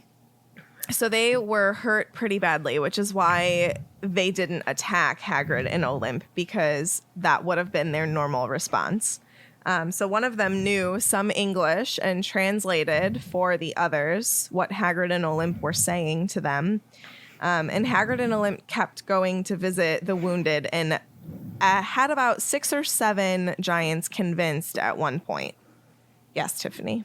I still don't understand like how giants learn English. Yeah, I don't know. Like, how do you think they learn maybe it? they befriend muggles that You think the so? Gurg But I doesn't don't. kill. Maybe Honestly, they I don't just know. maybe someone at some time Pass down. yes. So like maybe there because we know that there's like different groups or whatever. I forget what word they use to describe like the different I don't know branches for lack of a better for me remembering what was said. And one was like more close with a muggle at some point, or not muggles, but like wizards at one point. Or even like Hagrid's Yeah. family situation. Yeah. And then they learned English and it's passed down. passed down. Yeah. Because Because Or obviously maybe they just like to watch American shows or British shows. that is a really good way to learn. Yeah. Maybe they really like That's- the Great British Bake Off. Pretty That's sure that's how Mila accurate. Kunis, I forget what show she said she watched, because she was from the Ukraine and came over here when she was like young. And that's how she learned English. super pretty. Was funny. through a show. I forget what show she said it was. But yeah, fun fact. Yeah. Mia, I agree. They need to bring back Sue and Mel. Yes. Who does what now? Great British Bake Off. So Hagrid and Olymp convinced 6 or 7 at that point. Golgamath's crew, however, raided the caves and killed most of them. Ugh. Like, this is how they're going extinct, basically, right? I mean, why are you just, like, killing your own? They're not supposed to be against grouped the Garg. together like that. Not the tribe. The tribes, didn't he say they're not supposed to They're be not grouped together normally. like that because it's like they do this. They kill each other. They're being killed by wizards. They're Yeah. obviously harming one another. Yeah. It's just not in their nature, I assume. So at that point, the ones that survived then wanted nothing to do with Hagrid or Olymp because it was basically just, you know, they were scared for their lives. And all of that for nothing. So there were no giants that were going to fight for them. And the best they could hope for now is that if some maybe remember the message that Hagrid and Olymp took when Golgamath moves out and the others will come and help. But literally, it's just a waiting game to see if they show up. So sad. And even in the last battle, I think it doesn't even I don't think they show up. like the way for- that no, they do. The way that Harry views them, it's just like nobody knew what side they were on anyway. Yeah. Right. The way that, you know, everything went down. That was a mess. That's Yes. a nice way to put it. Yeah. It's A mess. This war is a mess. Yeah, that whole day was a mess. Yeah. I feel bad. I mean, that is a long day. If you think about that day, they started out at Gringotts. oh my God, that's all the same day. I need to read that book again. But geez. I mean, obviously, I will. We're getting there. But I need to read it again. You're not going to read it before that? Aren't you listening to it? I was, yeah. I haven't since we drove down. Get serious. I already started it again. I'm on chapter like 4 or 5. Tiffany, You just have read other it books me. to read. How far are you in the eye of the world, I Tiffany? can't read a hardcover book in the shower, Sasa. You can't just Oh. put pages on top, like cover it in contact paper, every page. Yeah, that seems smart. When I also have a child in there watching music class. Any hoosies, you can talk, Katie. I'll allow it. Thanks, Sasa. Okay, so after a while, they're kind of silent for a while, and Hermione speaks up and she asks if he had heard anything about his mom while he was there, and she does look scared to ask, and I would be too. Like what line am I on here? Like, is this okay to ask? Because obviously they're close friends, but at the same time, that's got to be a pretty sensitive subject for Hagrid. Very personal. Very personal, yeah. And he kind of just, I think he might just have put up a wall about it. He's maybe numb about it, and he just kind of grunts, she's dead. You know, she died years ago, they told me. And Hermione tries to apologize, and Hagrid's like, you know, there's no need. I don't really remember her much. She wasn't a great mother. I think he just keeps his dad in such higher regards because he raised him. He was around. And even then, he didn't even get that much time with his dad, which is sad. Yes, it's so tough. I think that maybe though this did kind of help him like close that chapter. Like Yeah. at least he knows that she's not out there and like he couldn't form some sort of relationship. Right. Like it genuinely like that chapter has I closed. agree completely. Well, and I bet you that's part of the reason why, like, he's so into making sure, like, Grop was with him, and like, because that's his only family left, and that's something that he clings to. And he was small. As far as giants go, and we all saw what happened to the Gurg. Yeah, and so you know he has such a dysfunctional, like, I wouldn't say dysfunctional, but like he's had such a rough time so far with his family. Like his mom left him and then his dad died when he was young, and that's traumatic. And then he gets almost not killed. Oh my God. He gets kicked out of Hogwarts at such a young age for something that he didn't do. Bogus. And Totally bogus. so like this is his only family, and that's why he's like clinging to him. And honestly, that's probably why he might drink too much sometimes. Like, Well, there's Hagrid reasons should have behind gotten, everything. like an honorary degree. Let's be serious here for a second. All right, okay, I'm Sirius Black. Are you James Potter's my best friend. say I can turn into a dog. say I'm Remus? No, I'm just kidding. Honestly, You would be. If I'm serious, you would be Remus. I would be Okay, Remus. well, yes. I'm not Peter. Let's just no, establish bro. that. Wow. Someone's gotta be. If I'm serious, one of you guys fight over it. Peter Griffin. Who's gonna be James Potter and who's going to be Let's get serious. Also, I am James Potter. Katie is Remus. Meg, You you can be think so? Lily. You all hold probably on. think If I'm James. if I'm the one that's serious, you I have think pink that hair right now. I'm Lily. I'm James. You think so? Yes. You're not Lily. You have to be. We have to be the four dudes. Nobody's gonna want to be a rat. I mean, I'm hey, Lily. I'm Lily. Loa. I'm well. Oh, God, can we watch that tonight? Peter literally doesn't exist. Have you, Katie? When was the last time you watched Puffs? Well, tonight we're going I'm to. gonna tonight. Okay, Honestly, it's literally, been a last while. time I watched every Puffs time was you in say New it, York. You're like, let's watch it tonight. I know. And then it's like, did you watch it? haven't. You're like, no. I haven't. And then I'll say something about the SpongeBob movie. Let's watch that tonight. And I know that didn't happen either. No, we haven't watched SpongeBob yet. We've been watching Schitt's Creek. Shoots Creek. Fecal Matter Creek. All right, so I'm serious. I'm James. Like, I'm do Lily. you disagree? No, you're James. I think in the aspect that I am you call James. me your husband sometimes, I disagree. Because we all know that like Remus and Wolfstar's a thing? Yeah. Remus However- and Sirius. They were like Yeah. best James and friends Sirius? forever. Then maybe I should be serious. Katie's Remus, I mean. Guys, No, this Carrie will told me literally I'm never serious. be resolved ever. Well. It'll never be resolved. It's because no one wants to be Peter. I mean, I'm resolved with it as long as I'm Lily. Lolly. Oh, what? What were we They'll talking never about? not what be would funny. what would be the four people like in Harry's class? Ooh, can I be Like so Neville? Harry, Hermione. Oh, Ron, yeah. Harry, Ron, Neville? Hermione, Neville. Yeah. Neville. So who's the four of us with that? Tiffany's Harry.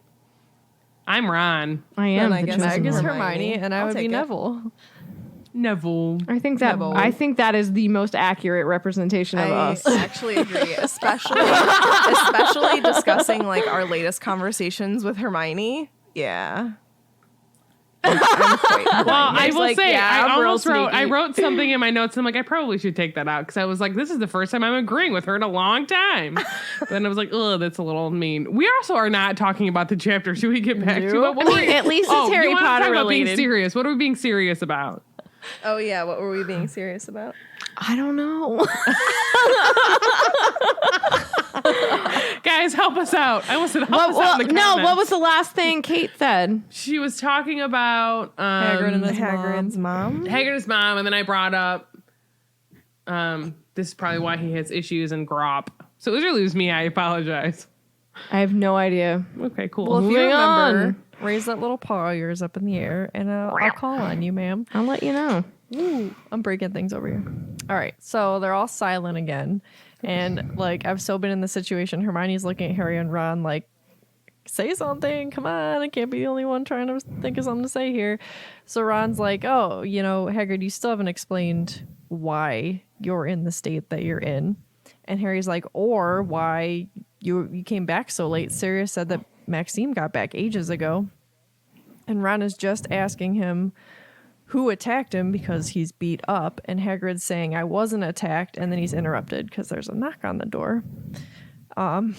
Hermione gasps and she drops her mug and it smashes on the floor. Fang yelps. Real incognito, guys. We're doing a great job here when you're out, past curfew. And there's a shadow of someone in the window. Someone small and squat. And Ron Would you goes, say they were toad-like? So they all dive under the invisibility cloak. They huddle in a corner. And poor Hagrid's like, what is going on? He has no idea at all. And they're like, hide our mugs. Like, we're not supposed to be here. So Hagrid hides it in Fang's basket, which I think is hilarious. And there she was, our favorite person, standing in the doorway. Yes, Sarah. All I can think about is hide your kids, hide your wives, hide your mugs. Umbridge everywhere. They're going to get you. She is going to get you. Hide your Hopefully mug. she won't. So she Literally comes, hide your face mug and your mug that you were consuming beverages out of. You're True. clever. your bucket-sized mugs because we're at Hagrid's. So she just what? You're like, Are they regular size mugs? No, I No, think they're they're bucket Hagrid Are they size all mugs. giant mugs? And then I thought to myself, I'm like, they'd be a great cup of tea. But then Katie goes, because you're at Hagrid's. It just was funny. It's like the size of that Clorox container. No, I think a bucket-sized mug would be larger than that. Like maybe that tall, but like How are they drinking this? very carefully. Maybe they share one No. with straws. No, he had to have gotten like I don't know. If he regular did because mugs. How? So she's gonna ask him about the bowl mug. drink that you can get at the bar downtown Kent. But like, here's the thing. So she knocks the mug. It falls to the floor. So how's it gonna look if it's a tiny little teacup that like you and I would drink out of? And Hagrid's like, oh, that was mine. Like she would look at it and be There's like, no way. A bucket. They are drinking out of bucket mugs. If he had little Bucket. mugs, he'd probably not even be Well, he able to, probably like, pick 'em would. up. No, but he would like be like, "Yo, my friends are coming over. I gotta have some regular mug sizes." He's a thoughtful dude. I love don't my know. friends. But think of like you really want like a good cup of tea. How is and he you drinking walk brandy out inside of the and bottle? Is he they had holding to it walk. with like 2 fingers? They walk from their front door of the castle to Hagrid's front door, and it's cold, and there's a foot of snow on the ground, and they're chilly underneath that cloak, even though they're close to each other. And then you come inside the warm hut, and he's got a giant bucket-sized cup of a mug. and What? then you cup of tea, a mug of and then tea. and then they struggle to drink it. That should be the title, cup of a mug. But like, think of how happy you would be. I need would tea be now. disappointed that it would be a struggle to drink it, and I can't just sip. Nah, dude. I would sip. I'd I figure can't it get on out. board with this. I cannot. I need tea now. He had to have regular size mugs for friends. Would you like She's me to thoughtful. put on the kettle? Maybe after. What size is it? A bathtub size kettle? How we filling these buckets? He has a cauldron over his fire. Yeah, He just he's- fills it Get with out. water. He That doesn't. Get out. He doesn't Hatched use a magic. dragon Wink, in. wink. Not magic. Wink, wink. Right. He Pink definitely doesn't pink do umbrella. magic. Wink, wink. Cuteness. All right, Katie, go ahead. Sorry. I'm sorry. I'm Don't so sorry. apologize. All right, Bucket so mugs. Hagrid opens the door. Standing there is good old Umbridge. She's got her lips pursed. She's already ready to be, Aunt Petunia not style. going to say the word. And she leans back so she can see Hagrid's face because she barely reaches to like his belly button. So she goes, "So," she said slowly and loudly as though speaking to somebody deaf. "You're Hagrid, are you?"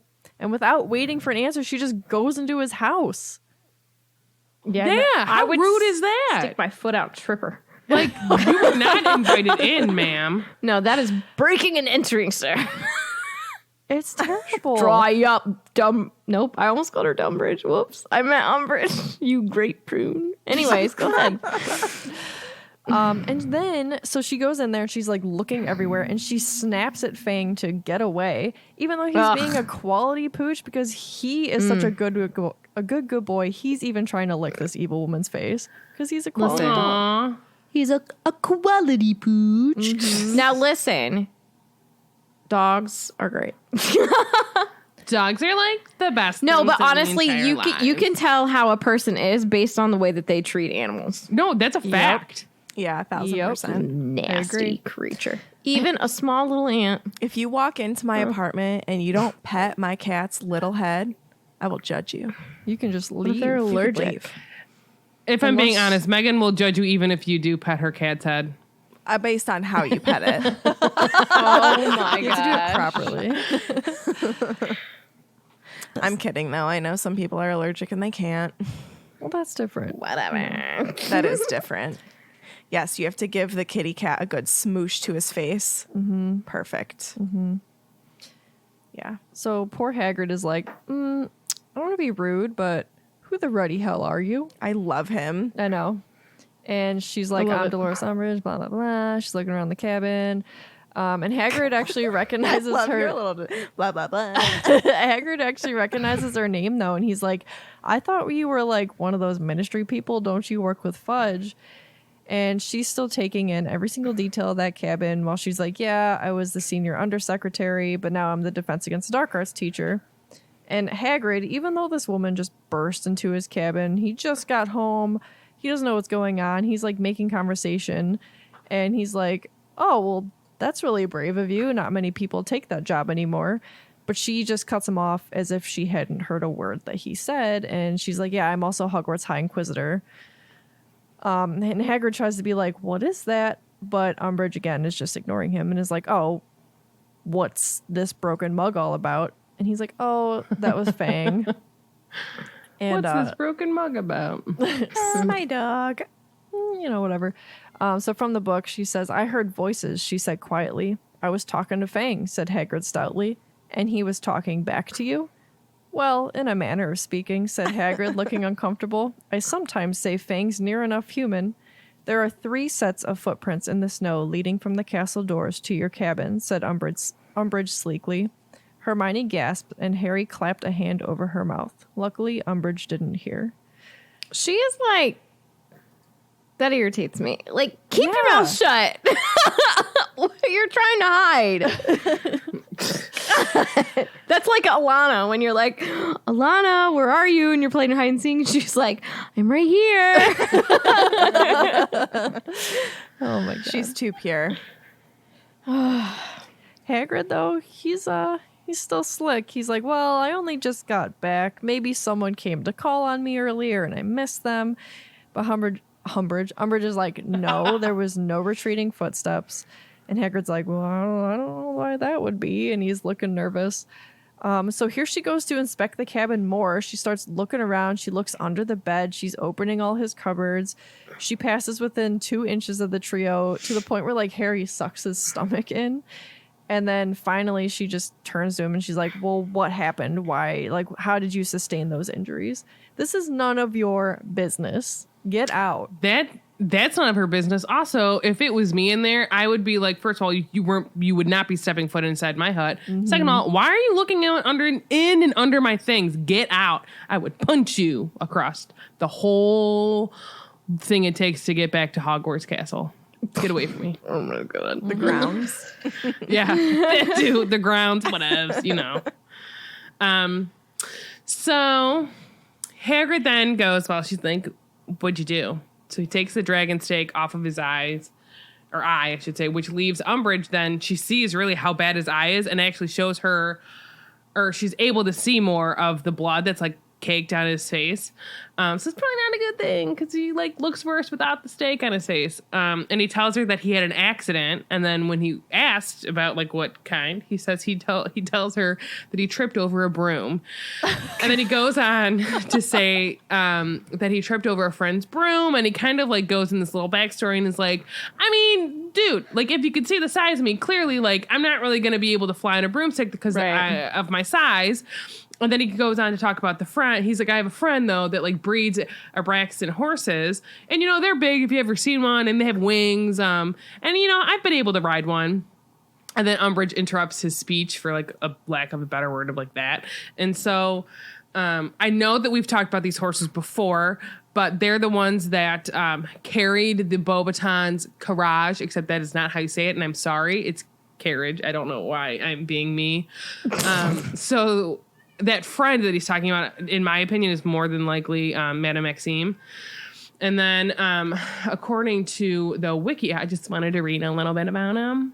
So Abraxan is a breed of winged horse. They are giant and extremely powerful, and they have an appearance akin to that of a Palomino horse. Abraxan hair is white in color and is used as an ingredient in potion making. And it is a rare possible corporal form of the Patronus charm.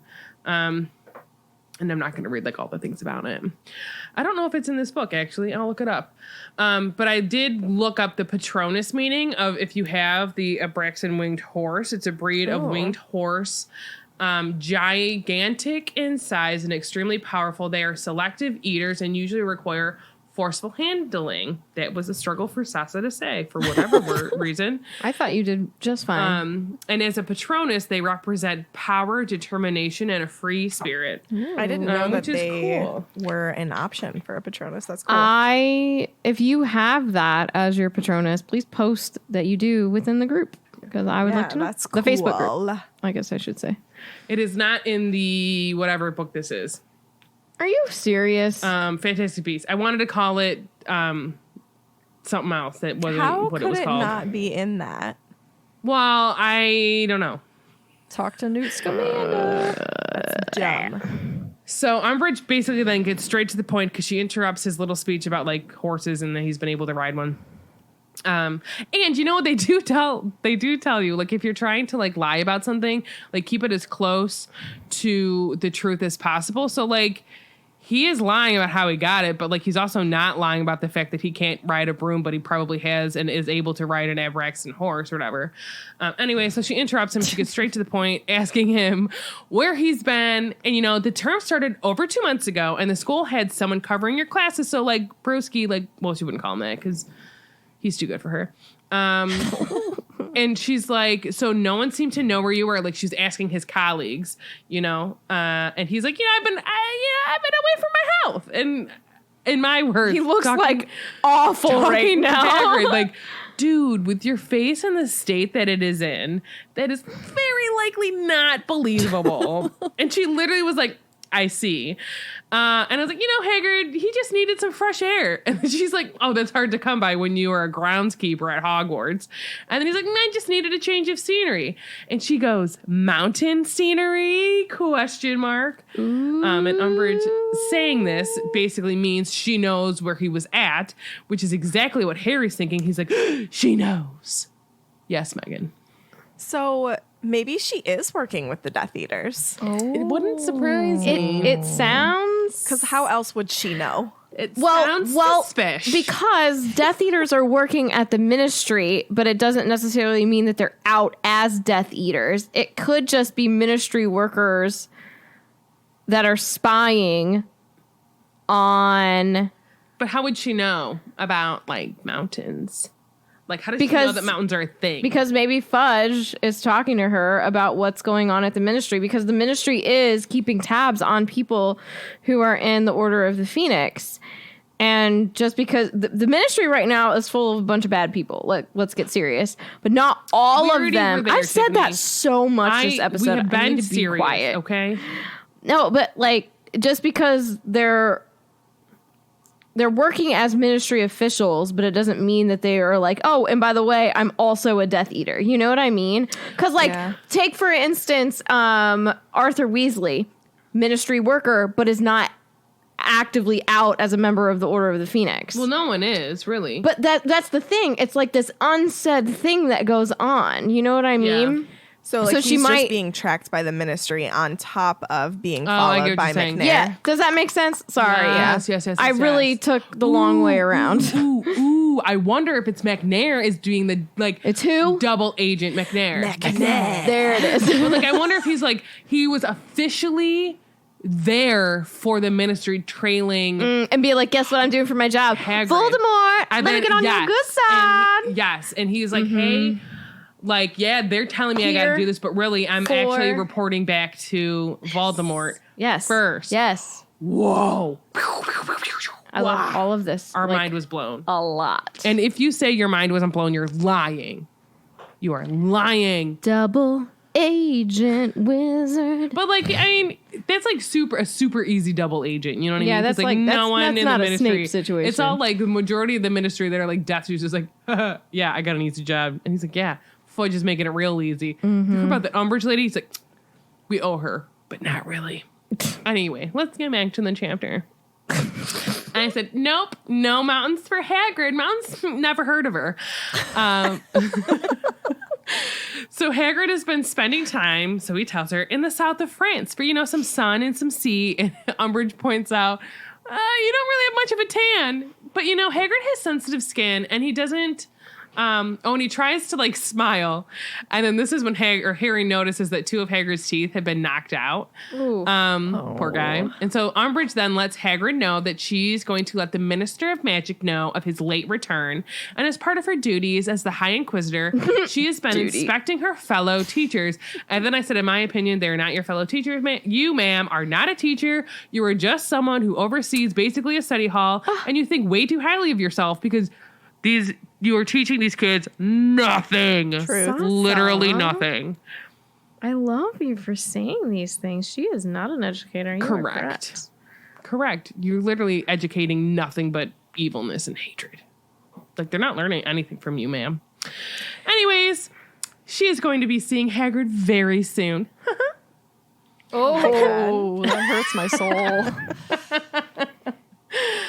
So he seems very surprised because, like, he's like, what? Like, being inspected? And it's like, especially by someone like Umbridge, because he at the beginning was like, dude, don't you work for the ministry? Like, why are you here? Yeah. And she lets him know that, and this is a quote from the book, the ministry is determined to weed out unsatisfactory teachers, Hagrid. Good night. And I said the word I can't say, I mean which, finally leaves, and Harry then goes to like get out from under the cloak, but Hermione stops him. She grabs his wrist because Umbridge might still be lingering outside. Do you have to? Do you have to? Oh my Do you have to let it linger? Sorry, it's been stuck in my head for like a week. So she's like, I don't want, just in case she's like lingering outside and like trying to catch a glimpse of like the students she like suspects / knows are in Hagrid's hut. They got to be careful. So Hagrid also basically has the same idea, and that was not a correct statement, but whatever. Watches out the window. He like peek out the window to watch her walk back towards the castle, to confirm that she's not snooping around outside. So he comments out loud about her inspecting teachers, and Harry lets him know about Trelawney and how she is on probation. And then this is when Hermione starts to gently ask Hagrid about what he's planning on teaching in his lessons, because she is worried that they might be more dangerous than what the ministry would approve of, because he doesn't have a great track record. I think he just gets, because he's like, he's a good teacher, trustworthy of creatures. Yes, and I think that he gets overly excited, and he wants these students to, maybe he thinks that they're capable of like being gentle like he is, and sometimes they are not. I think I think he wants everyone to be on the same like excitement level that he is on. I think he expects and thinks that everyone treats creatures as he does, which they do not. And I think sometimes he introduces creatures that maybe should wait a little bit. I wonder because if of the maturity level of the students. Well, and I wonder part of it too, like, he is half giant, and how many stunning spells does it take like that he gets hit and he like doesn't, you know what I mean? Probably so 1,000. Like, a creature being aggressive towards him is not going to be the same as a creature being aggressive towards like me or someone else. You know what I mean? I will say that I think that the Thestrals were very much appropriate for this year. I mean, Thestrals, I think they're given like year 5. Good. I think they're given like a hard rap for like how you absolutely see them. Is this what he was talking about? The creatures? I was going to ask. That are coming up? That he's talking about. So anyways, I'm going to go back in. Yeah, probably. Unless, Megan, did you have something to say? I can't remember right now, but if I remember... welcome to the club. I will not call on you. Oh my God. Where was I? Oh, I think I was gonna... Sorry. Go ahead. I think I was just going to say that I think that he gets overly excited about showing specifically Harry, Ron, and Hermione creatures. And even though they are younger Couldn't he do that on, than, like, the say, DL? the 7th years, he should really save some of those creatures for 7th year, but he shows them to Harry, Ron, and Hermione because I think he's excited to share it with them. I don't disagree. So he doesn't want her to worry because he's got a lot of lessons planned for them. And this is somewhat a quote, but I wrote it out in stuff I can actually read. So I've been keeping a couple of creatures saved for your OWL year. You wait, there's something really special. And that's what I'm talking about. Hermione's at the Thestrals because he's like talking about breeding. Maybe he didn't. Anyway, so Hermione is nervous and then asks what is special about them, but Hagrid doesn't want to tell them because he doesn't want to spoil the surprise. So Hermione then lays it out for him, saying like she's worried that Umbridge won't be happy if he teaches them about a creature that's too dangerous. And I want to... And Tiffany, you're not listening to me. I'm listening to you. Because you didn't answer me. And this is from the book. It says, dangerous, said Hagrid, looking genially bemused. Sorry. Don't be silly. I wouldn't give you anything dangerous. I mean, all right, they can look after themselves. Hagrid, you've got to pass Umbridge's inspection. To do that, it would really be better if she saw you teaching us how to look after Porlocks, how to tell the difference between gnarls and hedgehogs, stuff like that. Show me Porlock. That's what I'm talking about. You know, is he talking about Thestrals where he's like, they really can take care of themselves. They're not really that dangerous, blah, blah, blah. Probably. Is that what he's talking about? Because I was like, and then I was like, let's look it up. And then I was like, meh, whatever. I think so. I think that also makes could sense. refer back to like hippogriffs can take care of themselves. Who? Hippogriffs. Oh, yeah. Flobberworms I thought you said can't. hamburgers. What? No, you They can you get know, right I can't in my hear. belly. So then Hermione tries to get him to see that, like, they really need to do things on the lower level. So, like I said, as I read, you know, because really, As I read in bed. they aren't even doing spells in Defense Against the Dark Arts, which you think would be a good thing. They're reading from a textbook quietly, which is why I say this is a study hall and she's not a teacher. That's how I'm going to teach. Okay. You would never. You're right. And so she talks about like they should be learning about Porlocks, gnarls. Is that how you say that? You don't say canarls, correct? Well, you say canuts, so I don't know. And hedgehogs, like Sonic, you know? Those things are safe. That's exactly why Hagrid doesn't want to do it, because it really doesn't sound very interesting as like his reasoning, and he has more interesting things up his sleeve. And he says, I've been bringing them on for years, and this is probably why it is the Thestrals. Mm-hmm. I reckon I've got the only domestic herd in Britain. Yeah, it is. It is. So I wanted to talk about these animals. So they are, two of these three things are in Fantastic Beasts, and we're going to find them. So a Porlock that has a Ministry of Magic classification of 2 X's, and I will tell you in 2 shakes of a lamb's tail what that means. I just have to get to that page in this book that She's still talking because she's turning pages. Yeah. She's trying to buy time. So Oh, 2 they're is cute. harmless / maybe domesticated. That's how they are. Can I see the illustration, please, and thank you? I looked at the one in the wiki. It says, can you see it? Oh, that looks So weird. it says the Porlock is a horse guardian found in Dorset, England, and in southern Ireland. Covered in shaggy fur, it has a large quantity of rough hair on its head, an exceptionally large nose. It walks on 2 cloven feet. The arms are small and end in 4 stubby fingers. Fully grown Porlocks are around 2 feet high and feed on grass. The Porlock is shy and lives to guard horses. It may be found curled in the straw of stables or else sheltering in the midst of the herd it protects. Porlocks mistrust humans and always hide at their approach. So how are they protecting horses? Like, what are they doing? I don't know. What's their magical ability besides being hurt? That is terrifying looking. It looks different. It looks like a T-Rex, but I furry. think it's supposed to be that thing. Okay, so there are got a horses big on this head. page. Little arms.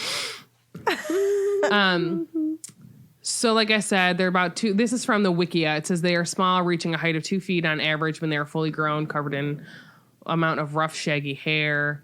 And then I don't know. Let me see where they got this information from. Oh, this is from Fantastic Beasts and where to find them. It says in the 14th century, Porlocks were classified as beings by the Wizards Council based on the fact that they were able to walk on two legs. They were later reclassified as beasts. It says during the 1980s, Amos Diggory, working for the Department of Regulation. Let me make sure this isn't like a... Yeah, this Hogwarts mystery. We're not reading that part. Gosh darn it. I know. I try and skip over that stuff. I'm like, Yeah, she's like, whatever. Porlocks were studied by fifth-year students at Hogwarts School of Witchcraft and Wizardry and Care of Magical Creatures during the 1995 to 1996 school year. Cool. So that's really all they have on the Wiki. Orlock. And then it also says their hair color is red and brown. Did I read that on this one? I did not, so I don't know where they got that information from. Maybe And it says Hogwarts mystery. their eye color is blue. Whatever. I don't know if that's true. And then a canarl. No. I know. We'll just call it a gnarl. It's That's gnarly, man. it is very cute. I and actually according- read that as a Carl, and I was like, that's weird. It's a combat Carl. So I looked up because it is in the Fantastic Beasts book. Oh, really? Yeah. I'm surprised. But it's also like I'll read stuff from the wiki too if it has different information. How are these two things in there, but not Like- the like- Abraxan horses? They're like a blip in time, whereas Yeah. the horses were like more than just a mention. Well, a gnarl is a 3 classified as 3 axes, which a competent wizard should cope. Which we know Hagrid is when it comes to beasts. And it says the gnarl, Northern Europe and America, is usually mistaken for a hedgehog by muggles. These two species are indeed indistinguishable except for one important behavioral difference. If food is left out in the garden for a hedgehog, it will accept and enjoy the gift. If food is offered to a gnarl, on the other hand, it will assume that the householder is attempting to lure it into a trap and will savage the householder's garden plants or garden ornaments. Many a muggle child have been accused of vandalism when an offended gnarl was the real culprit. It's kind of like a kids. groundhog. Yeah. Like Groundhog's Wreck Garden and all that jazz. And all that jazz. So like it's interesting where Hermione's like talk about the difference. Well, like that really would that take a whole class to talk about the difference between a gnarl and Probably not. hedgehog? And really, like the pictures, they look exactly like a hedgehog, you know, in so physical cute. appearance. They're very cute. And it says, this is on the wiki, it says, it talks about the whole thing about the difference between them with the food thing. So you know that gnarls are not Hufflepuffs. The hedgehogs are. Gnarls, this says, eat wild daisies. A potioneer will often have to remove gnarls from a daisy patch in order to pick the flowers. Casting a well-aimed stunning spell on a gnarl will work well and not do any permanent harm to an animal. And that's from Wonder Book, Book of Potions. So I don't know what that is. Is that even like a canon thing? Who knows? And then this says, let's see, is this from, Order of the Phoenix. Talks about gnarl quills have magical uses. Fred and George Weasley once paid Mundungus Fletcher 6 sickles for a bag of gnarl quills to experiment with for possible use in the Weasley's Wizard Wheezes products. Quill. So they're just like spikies? Yeah. Well, it's purple. Is it purple? My screen's blue. What is it? No, that is purple. That's because it was in Potter's Unite. It's a baby gnarl. Potters Unite. What is that? Wizards Wizards Unite. Potters Unite. Oh gosh. And so on the history of the wiki, it says they were featured in Care of Magical Creatures OWL. So they are going to be talked about in the school year where students had to locate it amongst a group of hedgehogs. So I can enjoy. The trick was to offer each creature some milk, given how hedgehogs are lactose intolerant. I don't know where this came from. And milk is thus poisonous to them. Maybe that's just how a hedgehog is. That might be just a true fact about hedgehogs. Oh my God. Let's look it up. All I can think of is Potters Unite is like the Flight of the Seven Potters, and they're all standing in the Dursleys' kitchen, and they're like, Potters Unite. Our hedge. I'm not Vinny in the Discord says that that's a ceramics game. What, Potters Unite? Yeah, so hedgehogs, according to the internet, are lactose intolerant. So please do not give them milk. Oh, man. So there's a fact for you. Hedgehog? Use that in my everyday life. And the Gnarl, though, being more intelligent, may be actually aware of this fact. That's what the Wikia says. Don't give me that. I Who need knows? my Lactaid. And so then I was like, let's look up hedgehogs. Because why Sonic. not? So, well, they don't talk about hedgehog, Sonic the Hedgehog on Harry Potter Wikia. So this one is like, it's a spiny mammal whose body is covered in many sharp protective spikes. This is from the Wikia. Nice. And apparently in the Harry Potter and the Chamber of Secrets video game, a man named Thaddeus Thurkle, who was a wizard, had once had 7 children who all turned out to be squibs. And in anger, Thaddeus turned them all into hedgehogs. I thought you were going to say they are all hedgehogs. No. But now they are, I and guess. it says the hedgehog is one possible corporal form of the Patronus charm. How does that even come up in a video game? Who Like, knows, how did that dude? come up in the Playing your video game? games. And this is the Gnarl greatly resembles a hedgehog. You know, the two differences, they'll happily get food or whatever. The hedgehog will, the Gnarl will not. So that's cool. Hedgehogs, man. Am I right? Yeah, you're right. I love hedgehogs. I want one. But I think that you can't have them here.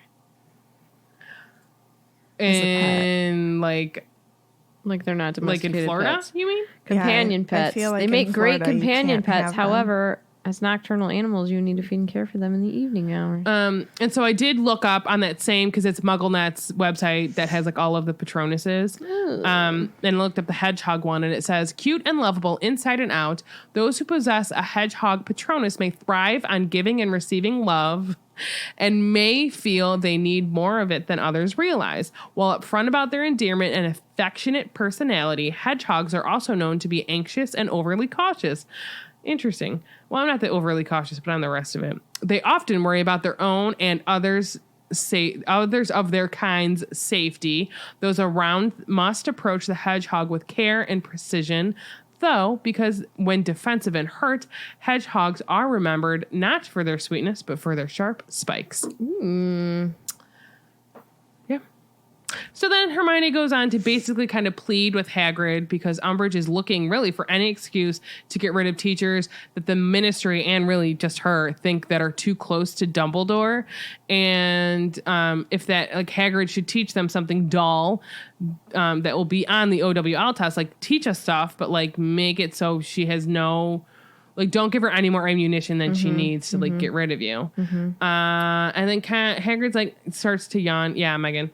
I was just going to say, I think that it's hard in this moment to like convince him, because he truly just doesn't get it with her. Yeah. So Not yet. He doesn't. Well, he doesn't know. Seen it, you know. Yeah. yeah, he has no idea. So he's just kind of, in his mind, he's probably just like, yeah, okay. I'm just gonna do what I'm gonna do. It's gonna be fine. And she like is really trying to be Hogwarts like, isn't the no, same. like you don't get it.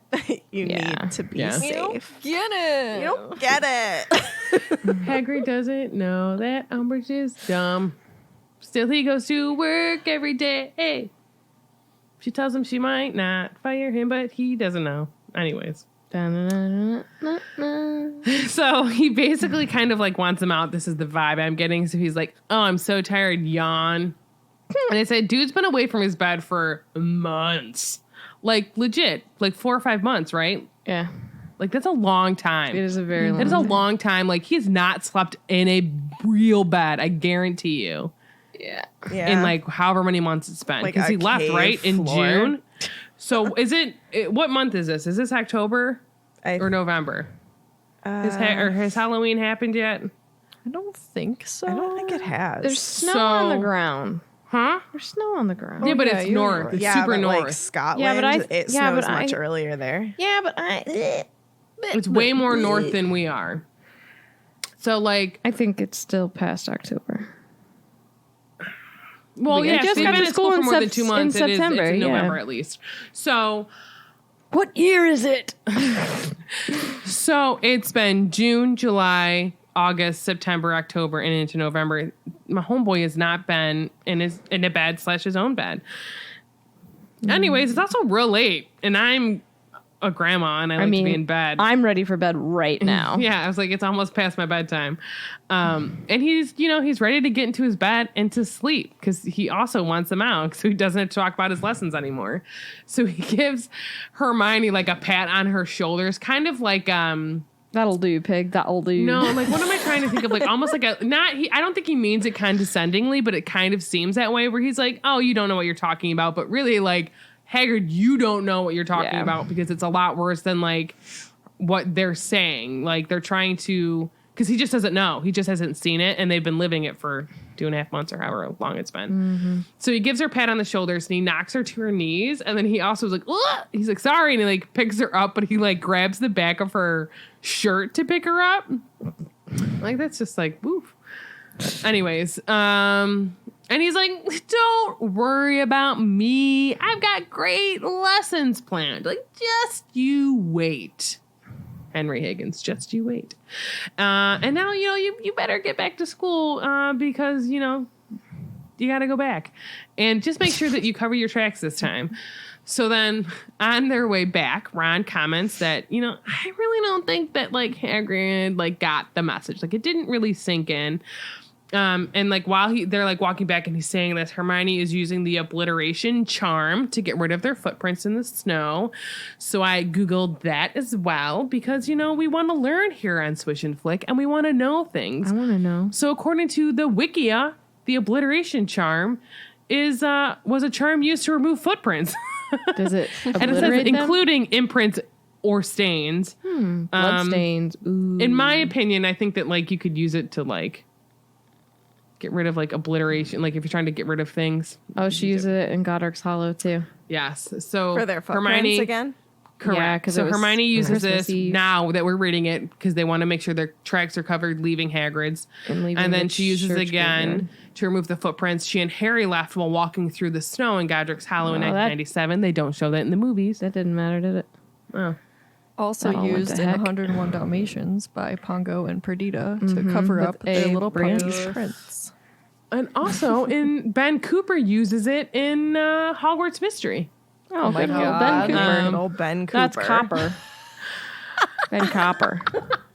Good old Ben Cooper. He's friends with Eric Fudge. What if he was?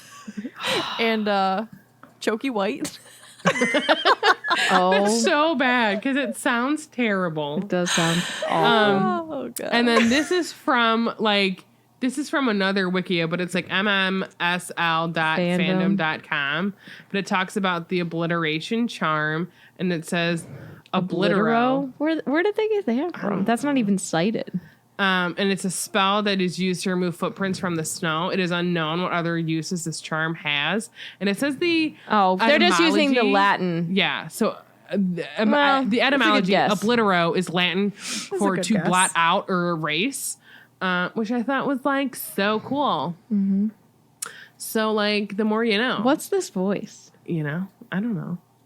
Does Sasa Who's ever this? know? Who's this new person? I could do the voice I use when we are. I'm like the not travel agent. What am I thinking? Tour Tiffany's guide. favorite.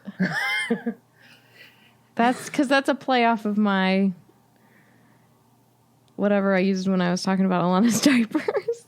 I don't know what you're talking about. So then Hermione responds saying that she'll just go back tomorrow to see Hagrid and convince him. And she says, and I quote, "I will plan his lessons if I have to. I don't care if she throws Trelawney out, but she's not taking Hagrid." And I was like, well, that's not really super nice to Trelawney, but I get, they have their whatever. But like, I'm all about keeping Hagrid on. Like her. They in a fight. But like, I appreciate this because maybe it's because like I don't know. I want to say that like, yeah, like keep Hagrid, but at the same time I'm like, well, you should keep Trelawney too. Like I get that like She's Trelawney and she's not everyone's cup of tea, but like she's also not like a horrible teacher. Like she is correct in her predictions sometimes. She did know that Neville was going to break that cup, but also like Was that a good guess? I wonder if she's like just really good at reading people. Yeah. I And think that Hermione is just like, if a teacher offends you, you're not going to like them. Yeah. Yeah. And they just So- have, two different lifestyles of like learning and life and Yeah. whatevs, values, which is fine. But yeah, don't kick Hagrid out. I will kick you out of life. Thus, I love ends that the chapter. Hermione is like, I'm going to go back and convince him. Like, I will do it. You know, like anything knows to it's keep him. important. She's full of heart, that one. Sometimes a little bit ambitious and cutthroat, but, you know. Yeah. Sometimes I don't agree with how she does life. But, you know, that is life. You don't always agree with people. And, yeah. Sometimes I think she needs to learn a little bit more. Let's ask some questions here. No, let's just skip it. Let's just, like, end right now. There's Bring a up- lot of lightning round questions. We're gonna have to go a little bit fast because the station has been calling my name. Alrighty, here we go. Look at this. Thank you. Holy Vinny. mackerel! Okay. Holy moly! Puff Sarah asks, playing cards against muggles last night, and someone played Voldemort's snake as the answer to the only way to defeat Voldemort is with. This got me thinking, if one Horcrux, Nagini, goes up against another, Voldemort's last piece of soul, what happens? Does one destroy the other, leaving one surviving, or do they destroy each other, ending in the mutual destruction of both Horcruxes? Well, wait, Well, this what's happened. I think neither. what's the did container of the kind of other happen, didn't it? soul piece though? This did happen. this did happen with Harry and was a Horcrux Voldemort. against Voldemort, his last soul, and they then both that- died. Yeah, but I think that's different with him and Voldemort because, like, they're people. Harry had And a soul like, to it's spare. like the full, like, okay. Not to go back to, like, the whole tomato sauce thing. Oh, but, gosh. like, Voldemort is the original soul. You He's know the what I mean? OG. So, in as much as, like, his soul has been split, each one of these is, if it's split, each one's split in half. I don't know. I think it'd be different if, like, Nagini and, like, the locket, like, if Nagini bit the locket, it wouldn't do it. Like, I think neither one of them would, like, it wouldn't do Can't it. move on its own Okay, so like accord. take know what I Voldemort mean? out of the equation, like two other Horcruxes probably, right?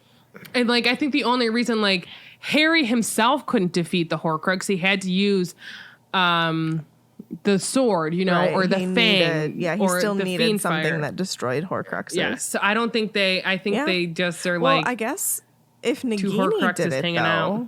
maybe it would but, like- work because Nagini. But I guess She's not a basilisk though.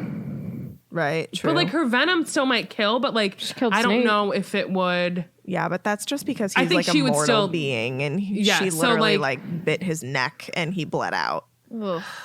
So, like, Well, but even if yeah. she bit, oh, that's me saying bite and bit a lot, like the locket or, like, the ring or whatever.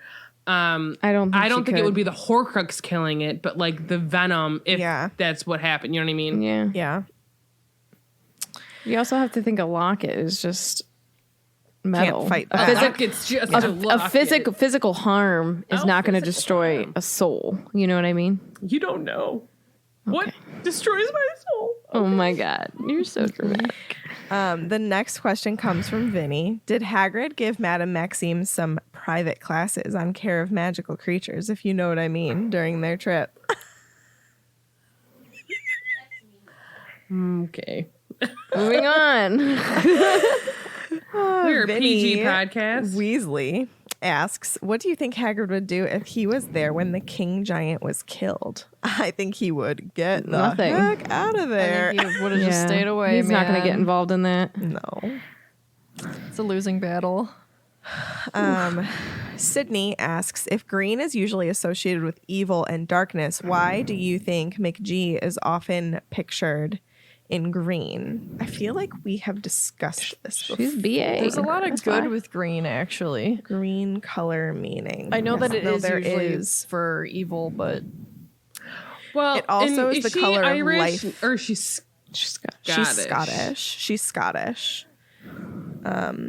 But it's also like the color of growth and energy and renewal. well, why are Harry's eyes green? You know what I mean? 'cause Yeah, he's evil. It's the Horcrux. it's the It is- Horcrux. It is the Horcrux. The Horcrux decided his eye color. Yeah, and Lily's. Right? I don't know. I think that, I mean, there's good and bad to like the color spectrum. I don't know. What am I trying to say? Every color has good connotations and bad connotations. So like, obviously I would say McGonagall has the good connotations of green. Agreed. Dumbledore is also, isn't Dumbledore described in green at some point? Like one of his robes? He's purple. I'm sure he's mostly He purple, is is like always royal. purple. Yeah, I don't know. Okay. He Never wears Swish purple. That's it. mind. You're darn tootin' he does. Paisha asks, what would you get Hagrid as a welcome back gift? A cooked steak to eat. Oh, that's kind. Hagrid. Whoa. I'd give him a hug. A new A nice brandy. meal. A nice meal and a new shirt. Some I don't know, what brandy, would a Hagrid comfy like? pillow, and a fluffy blanket. I might House take him slippers. down to adopt another dog. He would love that. Aw. Maybe I'd a give body him- Needs a pillow. friend. A spa day. A memory foam mattress. One of those neck pillows, perhaps. A new bucket mug. A new bucket mug. Don't get me started on those again. I will lose my mind. Like it doesn't make sense for him to have like it would not make sense for him to have tiny mugs and like then use that as a cover story of like why there's a broken mug. Can you see these children drinking out of buckets? Maybe not all of his mugs are bucket size, but maybe they're like the size of like a bowl of soup. That's pretty large. I just think there's smaller mugs in this house. I don't know. I don't think that's like how would he explain that to Umbridge? I don't know. Exactly. I'm He's right. having you're a wrong. tea party. I'm big and you're small. I'm smart and you're dumb. There are And there's many. nothing Does Danny do about it. DeVito teacups. here? Always. What? Always. Chelsea asks, what gift would you give the Giants? A bucket mug. Shut up. I would give them something they could use. I would Did we give them talk a about this? weapon. Like because Big then League maybe Chew. they'd come back to our side. You know? I'd I'd give them a cat. I probably would give them like space, like literal, like let's clear out Land? some like Yeah, land give that them you a can live planet, on. a whole dang Whole planet. What about like a never need to refill bow and I thought you were arrow? gonna say a never nude. like a never nude. bow and arrow that never runs out of arrows. You just continue to pull. Unlimited bow and arrow. Unlimited bow and arrows. Yeah, I'll no, go with unlimited arrows with a bow. There we go. that. Sure. Yes, a quiver. Thank you. Oh yeah. Cool arrows are held in. Marcus Vinicius asks, do you think dragon heartstring wands are created without killing a dragon? I think we No. discussed No, this, and unfortunately. sadly, I think no. It was a very sad tweet. Truffles asks, is it pronounced Olympi or Olymp? I say Olymp. I say Olymp. You know, nut, canut, gnarl, canarl. I believe that, They say that in the movie, oh my gosh, why am I blanking on his name? don't they? Who's the Jim Dale. Jim Dale? I believe he says Olymp. He must, because that's I've heard it said. Sarah, what do you think? I think it's I'll just Olympe. go with you guys because if you all say Olymp because that dude says it. That dude. Eric Mancini Munch. asks, do you think wizards killed dragons for use in potions and wand making? Yeah, Yes, I'm sure I it's do, happened. unfortunately. Ooh, this is a fun one. Maui Potter asks, what was your favorite morning cartoon as a kid? Oh. I have two. Looney Tunes and Rugrats. No, and I watched a ton of Rugrats.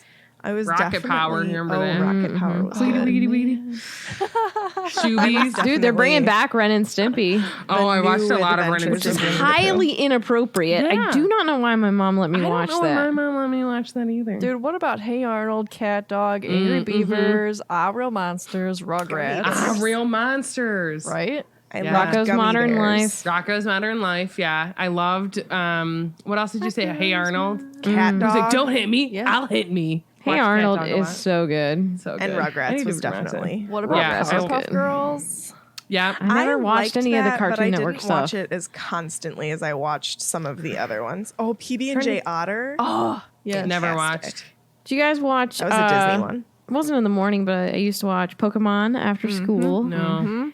Right And, after school. What's that Little one Bear? that's like Pokemon, but it's not? something. Dragon Ball? Digimon. Hey, Oh, never it's watched that. Franklin. I used to. Monsters. I watched Franklin a lot. I used to watch Dragon Ball Z, I but did a I little bit. can't Oh, tell you Dragon anything about it Tales. anymore. Never watched Dragon Tales. I liked Dragon Yeah. Tales. I need to I look think up what the else theme was song. like a kid thing for us. I loved Rocket Power. There was like another one that was Rugrats. similar. I used to to. Rocket I Power. used to Anybody watch I love else stuff. watch the new Rugrats is probably Adventures the one of I've Winnie watched the the Pooh? most. Just me. I used to watch loved stuff it. that was definitely not for me, but it was on before my stuff came on. So, like, literally, I remember sitting through like Blue's Clues and Gullah Gullah Island. Oh, Gullah Gullah loved Island. Gullah Gullah Island. Island. Doug. Gullah Gullah. Doug. But Gullah Gullah a good Island one. wasn't really a cartoon. No. No, but it was a Such a kid good show that show. was on. Anybody watch As Told by Ginger? That was some real Yes. stuff. Yeah, I forgot about Yes. that. Arthur was always good. What Arthur's good. Thornberries. The Wild Thornberries. What was Anything the on other Nickelodeon. one that? Oh shoot! What was it called? SpongeBob. Yeah, SpongeBob. I wasn't allowed Obviously. to watch. Oh man, what was it? I think Ed, and Eddie. Oh, no, dude, I loved Ed and not Eddie. Ed and Eddie. What about Dexter's Laboratory? I like Dexter's No. Laboratory. No, it was what was It like wasn't. considered a bad one? None of them. They were all Ren good. and Stimpy. Ren and Stimpy. I don't think I could. What watch about that. Cow and Chicken? That was pretty bad. I don't think I could watch Cow and Chicken. I never Oh, watched boy. that. Yeah, like I said, I never really got into. But I was more so Cartoon into like the Network. Disney ones anyway. I was really into the New Adventures of Winnie the Pooh all the way up until like current times. What about I go on We YouTube and watch the didn't New have the- Adventures of Winnie the Pooh. That was back when you had to pay extra for the Disney Channel. Like we Yeah. didn't have that. My brother told us we weren't allowed to watch it because it cost extra, and so we never really watched Disney like a crazy. I mean, we know Disney movies, we watched them, but like TV shows, we watched Nickelodeon all the time. My mom Yeah. would like record Do you remember Face? the New Adventures of Winnie the Pooh on Yes. VHS, and I had like a VHS that I just constantly watched. Do you guys remember Stickly? Yes. vaguely? What is that? Do you? You'll my know. gosh. You'll know. Google him. Google Stickly. He do was you in wanna- summer. Yes. Do you want to know what I recorded once on a VHS tape? This is so embarrassing, but it was Aaron Carter's song, Oh Aaron. And it was the one where like his brother Nick was rapping on it. It's like, Aaron, oh Aaron, what are we going to do with you?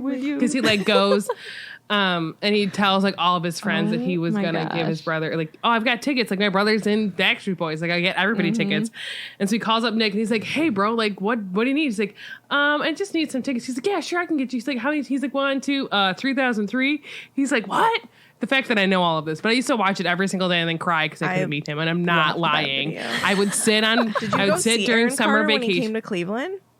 I did not. Oh man, my cousin I'm and not. I don't went, go to concerts. And I remember after the concert was over, my cousin like came up to me and she's like, "Oh my god, he ran past me. I felt his air." I just like vividly remember that memory of her. Do you want to like, know what freaking out because she felt Aaron Carter's air?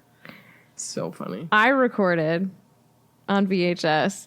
We put on oversized black T-shirts and acted out Free Willy. Oh my gosh. Tiffany, Bridget and I would up here record with the- stuff like the on purity. tape. I acted out Free Willy. Did that? We would jump over the couch. So funny.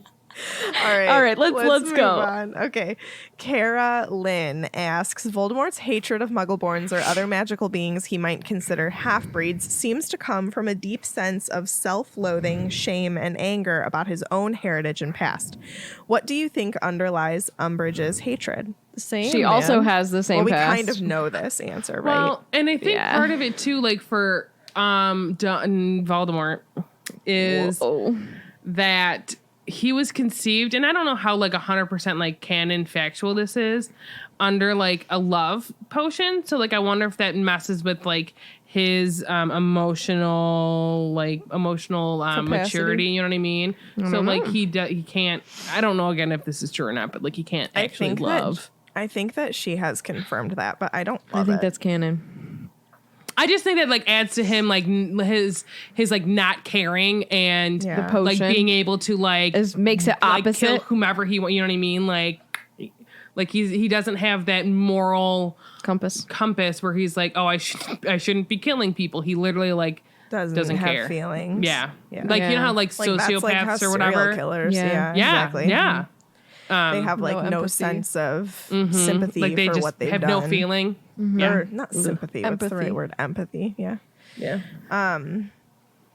Also, Umbridge is just the Umbridge's worst. background is like her brother was a squib, squib, and her mom stopped Was a talking muggle, right? to her dad. I think or it was her something. dad stopped Her like and her didn't want dad. anything to do with them. Yes. That's right. Yeah. Because her mom, I think, was a muggle. So, like, why would you marry someone, have two That, kids like, with them, but, doesn't- like, hate them? Yeah. I don't know. Something I guess must have people happened. have Something weird happened. marriages. Something must have It's happened. weird. Okay. Courtney asks, what different camping or cooking equipment did Hagrid have in his coat? I think he brought his pink umbrella, which is like an army knife. You don't know what kind of great things are going to come out of it. Sausages in a pan for sure. Yep. Maybe I don't know if we ever talked about this, or we might have, and I'm just a genius that remembers things. I wonder if his pockets are like Hermione's purse, where they're like, Extendable. Well, he gave Harry the moleskin pouch, which nobody can get into. Is his coat made of moleskin?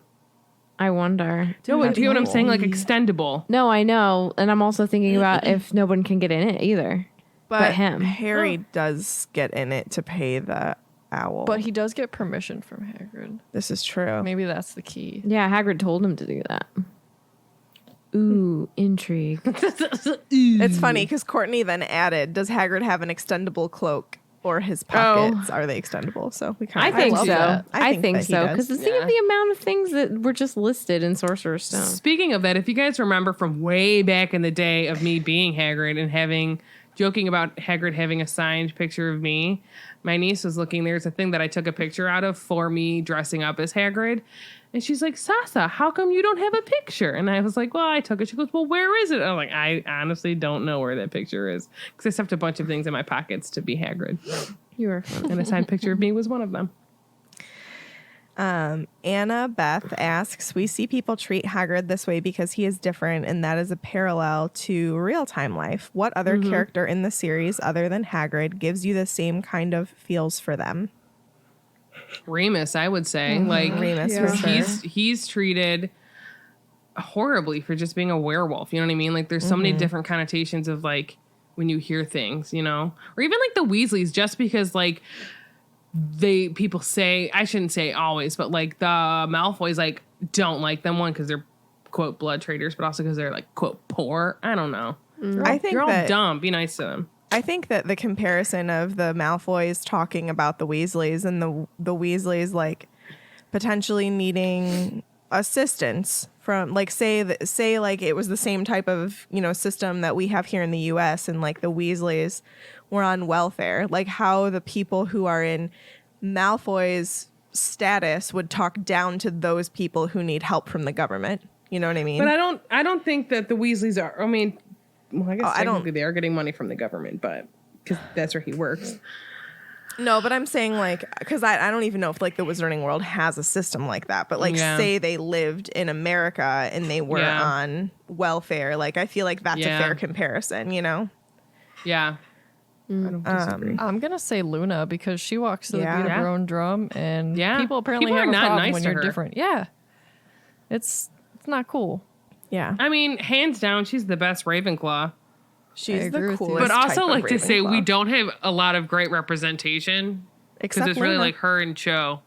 We got Sasa. Yeah, but like we also have, who do we have? Oh, Flitwick. Flitwick's great too. Flitwick is cool. That's true. But You've always we got also- Lockhart, Sarah. that's what He's I'm saying, a man. keeper. Well, if he remembers.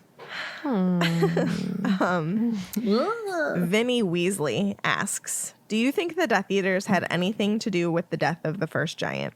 We kind of discussed this. I personally think that Oh, they of did. Karkus? I don't put it I wouldn't be past him. surprised. Yeah.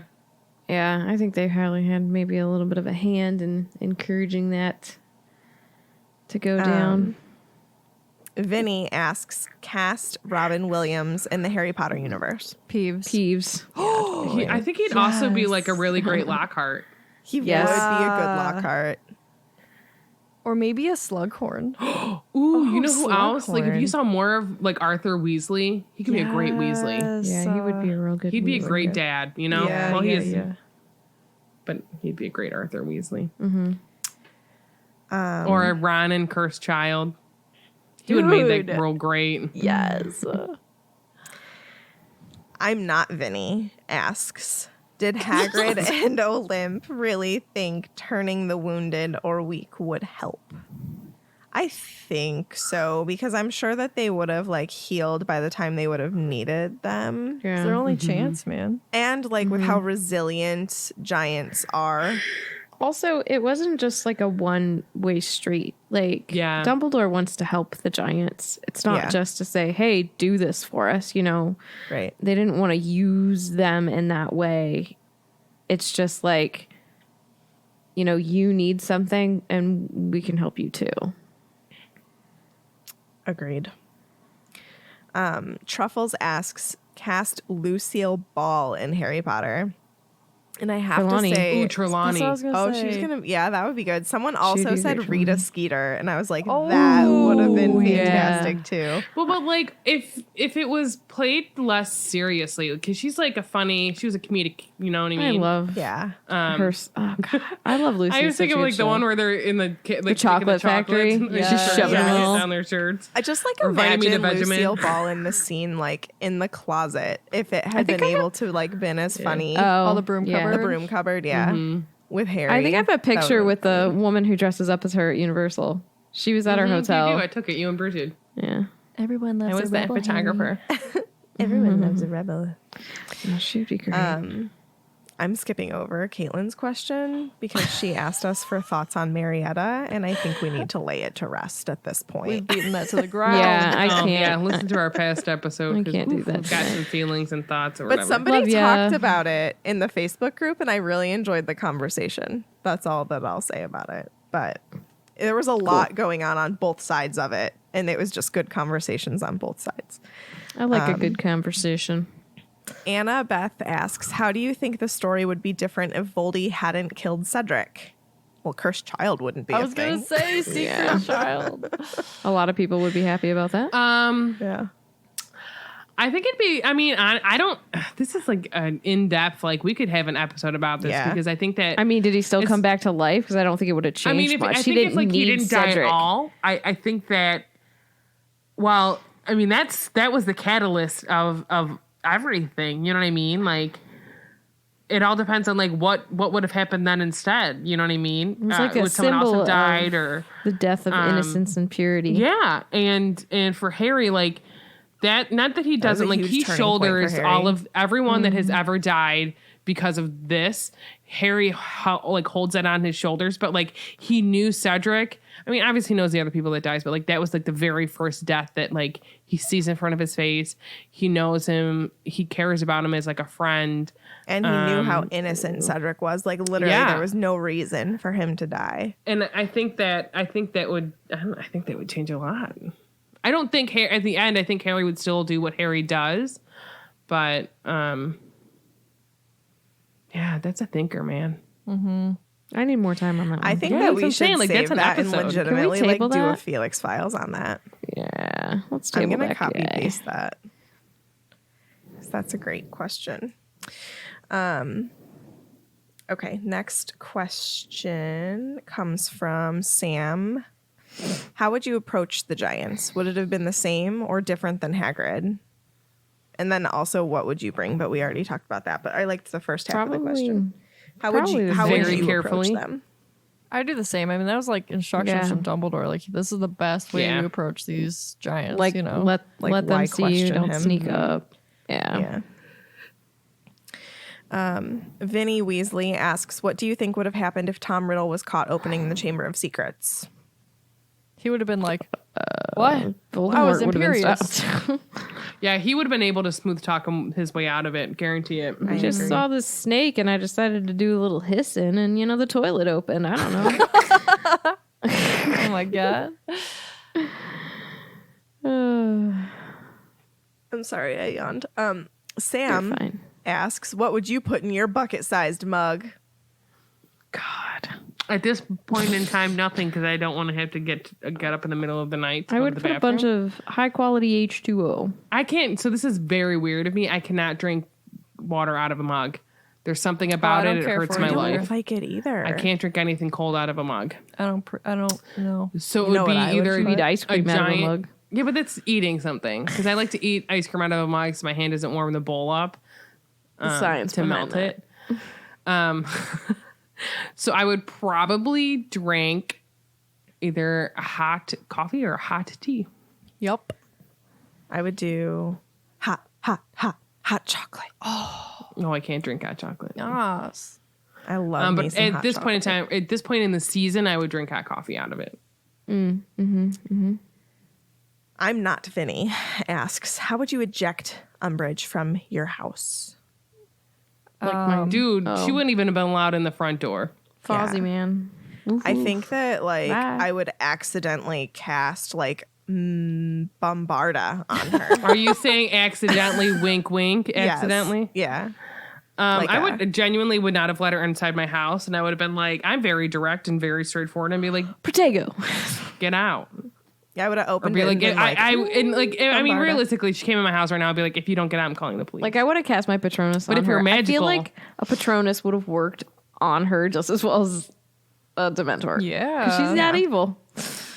I would do some spells that like she doesn't even know exist to get Making her up out of your my own house. spells Get out. specifically for Umbridge. Yeah. Pew pew pew. Truffles asks, what are your Patronuses? I figured we could do a little refresher. Mine is a Do we white have to? stallion. Do we have to? Do we have to let it linger? Yeah. I am an osprey, which is a mighty bird. It's got big dreams. All right, who's Katie. next? Mine is a dolphin. And guess what, guys? I learned how to swim, so we're best buds now. Except better. the other day you were like, I think I forgot. I think I did. Mine's a vole. I think Not that to be they're confused cute. with a mole. I don't find them cute, but I will read to you what it says on the thing about this Patronus.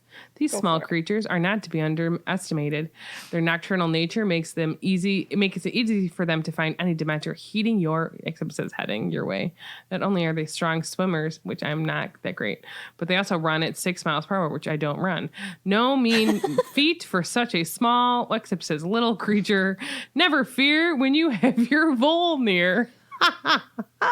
No Dementor can outrun this Patronus. At least that last line made me chuckle. But yeah, it's a vole. All right, next question. We have How two many more. more? Two more. Annabeth asks, going round robin around the group as best you can, being in two different states, say which character the person next to you is most like personality-wise, not the trio and not Marauders. Do we want to do like Tiffany Our order. says to Megan, Megan, you say Katie, Katie says me, I say Tiffany. Sure. Okay. So Tiffany, go first. Oh, Lordy. Megan is like Ooh, I know who you are. Okay. Nagini. No, I'm just kidding. It's just because he's a snake.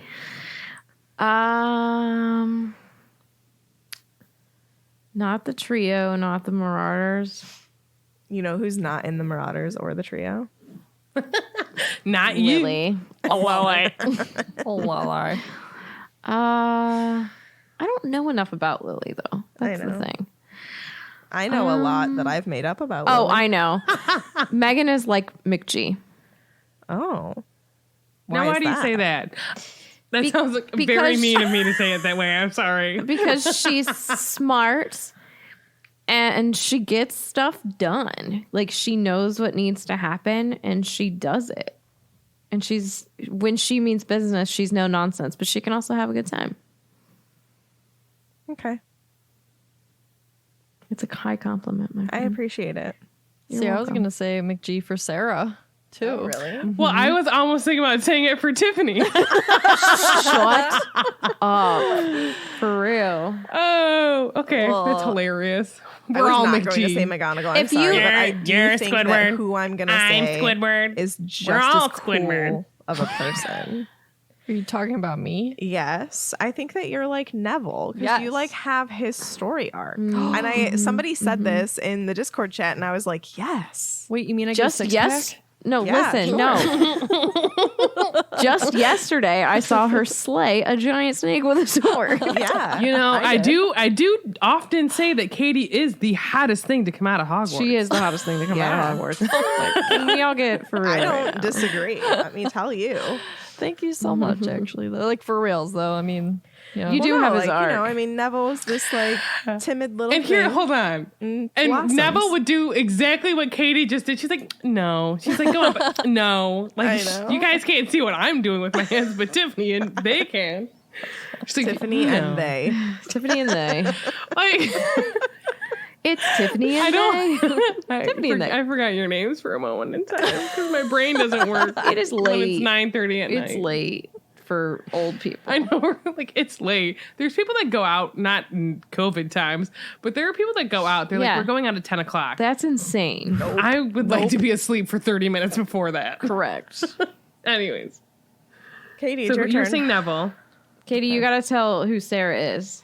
No, I said I was gonna say she was McG too because Okay, guys give made us me think- reasons. forget why? Because she's BA first of all, and McG firmly stands for what she believes in, Yeah. and I feel like that's very Sarah. Sarah will stand up for what she believes in. The right to party. Yeah, Yeah, sometimes. Party being like during the day so I can sleep at night. No, that's fair. But thank you. So I was going to say McG for you. And then I was thinking, because like, you're very much like a Gryffindor, right? Sure. So like Godric. No, I'm totally kidding. You're an actually accomplished thinking, I'm like, duelist. I wanted to say like maybe like Molly or like Arthur Weasley because like I you're like very much Molly. about family. You very much love your kid because obviously one, she's like the best thing ever. But like you work hard and I think they're hard workers.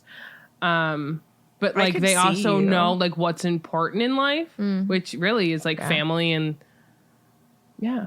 I could see you saying Molly's famous line too one day. like you Darn like tootin'. Don't make me say it, y'all. like you're very You will regret it. if you need to be like you will be like Mama Teeth, you know what I mean? Yeah. And like even with because I was thinking like with McGonagall, like she's a very not a harsh teacher, but she's very much like She's stern. you're gonna sit there, you're gonna do what you need to do, and like if you well none of you have seen Tiffany teach, but like she's a very good teacher and like, she expects a lot out of her students, which I think is a great thing, especially in the area Thank you. that you teach at, because they don't always get that, and that's something that I think those kids need is structure. Structure and high standards, because Yeah. tell you what, everybody can reach them. And like, yeah, and like she's got great. Well, I don't know her students yet because she doesn't either. But I've been in her classroom with her, and yeah, you're a great lady. I love those little stinkers. You're a lady. I am a lady. Some days. So that my mom used to tell me when I was a kid, she's like, act like a lady, and I would yell at her. I'm not a lady. I am not a lady. But yeah, I would say Molly. Girl. But you're also like whimsical, like Arthur. You know what I mean? Sure. I like, to Like have you fun. like rubber ducks. Like what I do they enjoy do? a good Like, what do they light do? socket. What are those ducks though? That's why I asked put those rubber ducks on the registry for a lot of her baby shop. Oh, All right, last question. Oh man, Comes there's from another one. Vinny Beta Gamma. Did you say, Any- wait, what is it? Vinny Beta Gamma. Vinny Beta Vinny Beta Gamma. Gamma. Vinny Beta Gamma. Any thoughts about the video the Marauders sent you? It was very beautiful sweet. and I amazing. read all the comments. I sobbed. If you were on Discord with us, they can vouch for me. I literally sobbed. Yeah. Good loved sobs. it. I just, I loved you guys are just the best listeners. You know what we haven't done? Yeah, you guys are the best. Genuinely, I read all the comments. They were very sweet. Like literally. Like I can't. Like Like- we are like who- unworthy. Who would have thought? We're not worthy. That's what they say. We're not worthy. Because like we wanted to sit down and record our musings about Potter. Her that dumb music. everything has been created. Think about the friendships, the way that people are able to speak about how they're feeling within Swisher support, and people who feel like I don't have anybody to talk about Potter with in my life now have people to talk Potter with. Like, you're accepted, be who you are, where we're at, like, to create that community. Like, yeah, we talk Potter, but it's so much more than that, and you guys reciprocate that in the best ways possible. Yeah. True that. 1000%. You guys. Do you guys Yes. want to talk about dragon names? Yeah, you guys want to know your dragon name? I do want to know my dragon name. So this is just from Pinterest, and it actually says www.georgeandthedragon.co.uk. All right, co.uk tell me my dragon name. So Tiffany's would be Burning. Yes. Fang. The Restless. Restless. Ooh. So Sasa's would be Magic, Fang, the Restless, because, We're family. So we're what was family, mine? but also we're Burning? born in the same month. So Burning feisty. Fang the Restless, not- Tiffany. I'm not Aries. I also did another thing. It said my name was Blaze, but there was a lot of questions, so I don't Nagini? recommend. I could copy and paste this for everyone if you guys want to tell us what your name is too. All right. What's a Petrus name? Katie's, you are. Let me find the K. Diamond. Diamond Heart. You sound like a unicorn. Diamond Heart. The Rampant. You're the sweetest dragon I've ever met. Megan is Sapphire. You guys are stones. Sapphire Tail. The Rampant. See, you guys go together. Little gemstones. All right. Diamond and Sapphire. And we're just magic and burning over here. Burning magic. We're thriving. Thriving. I really want to get some sapphires. Just saying. I should tell my husband. Oh, and I not bought the that whole of ring the from that internet. website, Aquarian Thoughts. I should buy. I love it. So I bought another ring because that's what I need in my life.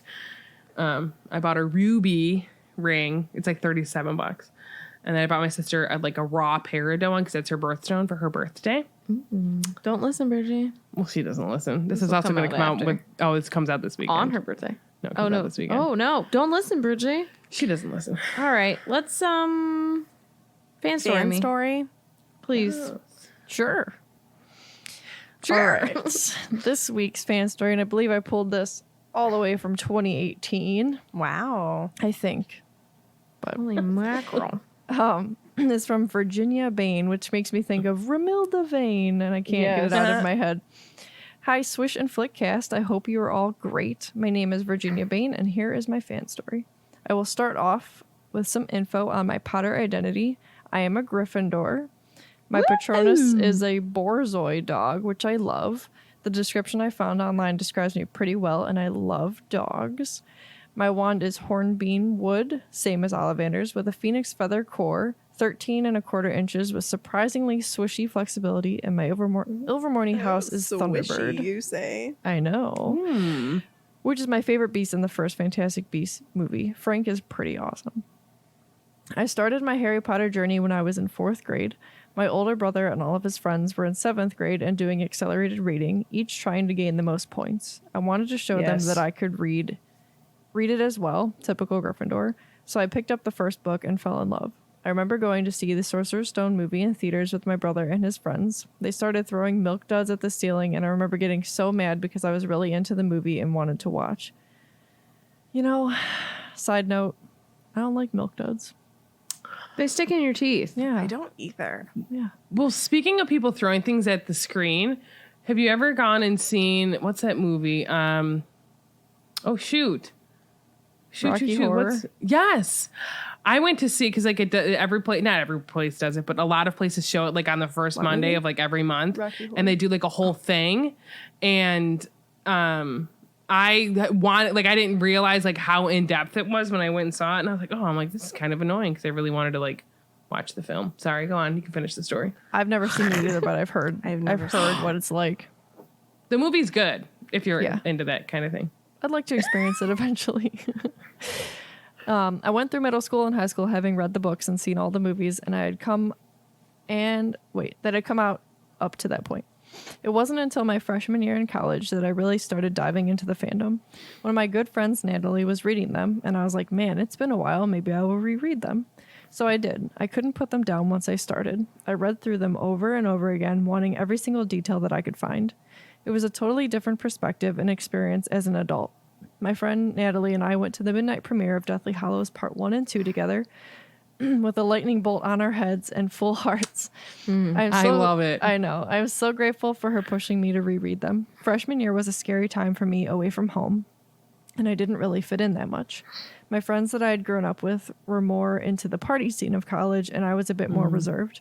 These books helped me get through some pretty lonely times. None of my childhood friends were into them, and don't to this day understand my obsession. They just let me be my nerdy self. Now as an adult, my party trick is guessing what house someone is in and immediately making them take the test on my phone to prove it. Even as an adult now, I still turn to Potter when I'm feeling stressed, anxious, or just need a minute away from the Muggle world. I've gotten my husband to read them for the first time, and he's currently on Half-Blood Prince. I wonder if he's finished them by now. He's in love. Oh. He will tell me all the details, and I'm like, I know, isn't it so cool? He's a proud Hufflepuff, and his Patronus is a dolphin, which to him is a T. Me and your hubby would get along real well. I own all the books, movies, and audiobooks, and they're typically on repeat at any given moment. I will be going to Harry Potter World in January, and I'm so excited. I went 2 years ago, but we only had a day there, so I'm ready to go back and find more hidden treasures. Thank you, ladies. Hope you had fun. I know. I want to hear all about it. Thank you, ladies, for starting this podcast. I've been with you from the start, and I feel like it was fate because I literally had never listened to a podcast until I found Swish and Flick, and it was the very first episode. I feel like I have 4 friends who I can laugh and cry with about all things Potter. This community is one that I will never take for granted. Much love to you, ladies, and all the Potterheads out there. Aw, thank you so Yeah, much. that's a nice story. I like that. I like your party trick. I too do that. It has happened at many a party of mine where I'm sorting my friends in my backyard or inside. I'm like, let's see what house you are. And then I do the same thing where I'm like, I'm going to guess which house you are. I love when you meet someone who's like never been sorted, and then it's like, it's so much more fun then. Because then you like make them sort themselves on the spot. I made somebody sort themselves at a baby shower once. Awesome.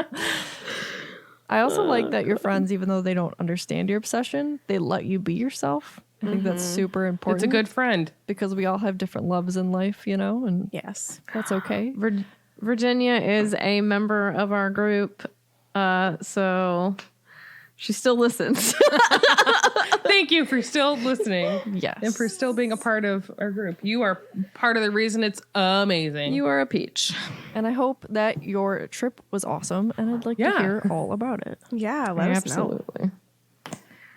Let us know how it's No. Let us and dive into those details of how great it was. let's dive into a Remain joke. calm while you do so. For sure. Who wants a joke? Another joke that's not lettuce related at all. I do. All right.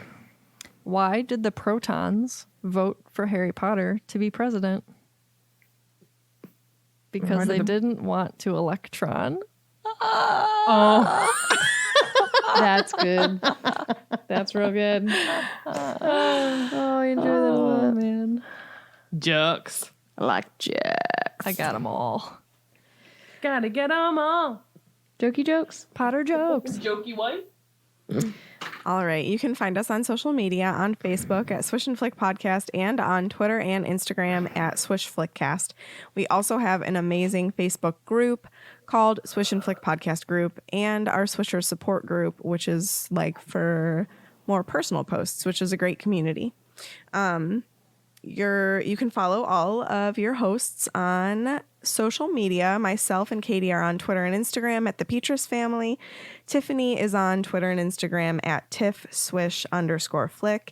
And Sarah is on Instagram at O'Malley with 3 H's. If you love our podcast and want to support us and be a part of it, you can join us on Patreon. We have different levels that you can donate to us monthly from $2 up to $25, and each level gets you different things. So just read through those to see if you're interested in any of them, and you can find us there at patreon.com/swishflickcast. Also, shout out to all of our current patrons because we legitimately couldn't do this without you. We appreciate you so much. And I feel like I was going to add something and now I can't remember what I was going to say. So, Tiffany, take it away. What's up with your life? Take it away, Tiffany. Sasa and I just got back from spending a week at the lake, which was really nice to get out. We say it like it's a major vacation. We literally live like 5 minutes away from that same lake we were in. I mean, it's 2020. Yeah. We'll take what we can Hey, get. no, I love this kind of trip where like Yeah. we weren't far. No, we weren't far at all. We got to take the Fozzie Bear. Started a new workout program. It is day 4. Does It's kicking Fozzie go my to butt. the beach? I'm sorry to interrupt you. No, he wasn't allowed You're- to. There are no dogs. No dogs allowed. So Fozzie and I had to stay back because we're not allowed to go. Shut up. Oh, right. 'Cause I you're did not- serious? I did not get sunburnt. Wear your sunscreen. I am more than halfway done with Eye of the World. I have not read since vacation. I haven't read since vacation either, but I'm also halfway through whatever the third book is. I can't remember. Shh. Getting ready The to Dragon Reborn, I think is what it's called. start work Yeah. next Wednesday. Going to be doing all online starting for the first 9 weeks. So trying to get familiarized with what that's going to look like. I got my hair done today. We got a new table down here. I bought a lot of things online and I have to stop. Truly, I do too. Yeah. But no, we're doing good. Good. Yeah. I haven't played video games in a while. I should probably do that. I should probably beat Breath of the Wild again. All I have to do is castle. That's not nice. Just been Like, putting it you off. know, wild horses don't want to be like in captivity. The Breath of the Wild literally does not want to be held captive. Is that a does not want to be horse? one. Just saying, in comparison. The breath is wild. Let it be wild. Let it be. All right. Megan. I Decided to move back to Ohio. Wouldn't that be like some stuff? Like they've been there a month. Be like, man, we're over it. over it. No, we're loving it. It was so awesome because yesterday I like last minute got us a reservation to be able to go to Epcot. So we like did dinner by just like going to some of their little food stands around, like getting like little things, and it was yummy. What did I get? Oh, we got super delicious beer in Germany, which is called Schafferhofer, and it's this grapefruit beer that's like super refreshing and delicious. It's my favorite. So good. And a pretzel from Germany. And what else did I get? I can't Mac and remember. cheese. Oh, that's right. We tried the vegan mac and cheese at the mac and cheese booth, and it was quite yummy. And I am officially a travel agent. Hey. Heck I yes. finished my training. I got my certificates for Disney and for Universal. So that is exciting. So I can like book Disney and Universal trips for people. And it's free to use her. And it is free for people to hit me Yeah. up. Go hit up Meg. Get your trip planned because that's who I'm going to be going through. Yeah, I haven't like pushed it out anywhere, but I have a Facebook page. It's called Fairy Tale Journeys by Megan. I'll share it in the group if anybody is interested. Basically, like I'm working through a travel agency, and then like because I'm working through a travel agency, I get like first access to promotions and fun like discounts and stuff like that for like the rooms. There's not like a whole lot going on right now just because the travel industry is a little bit messed up, but you know, hopefully in time it'll build itself back up again. And honestly, a lot of people have been asking us on social media and such like how we feel going to the parks, because I mean, you guys know how serious Katie and I were like back in March, April, May. Like we quarantined, like we didn't record together for months. So like I feel safer going to Disney than I do going to the grocery store, because like you're only responsible for yourself. So like we take ourselves out of situations where we don't feel comfortable, if there's like bottlenecks with too many people. And it's super easy to stay away from people. Everybody's required to wear a mask. You all have to get your temperature checked. Like, honestly, and they're like disinfecting the rides. And I see cast members and team members cleaning like everywhere.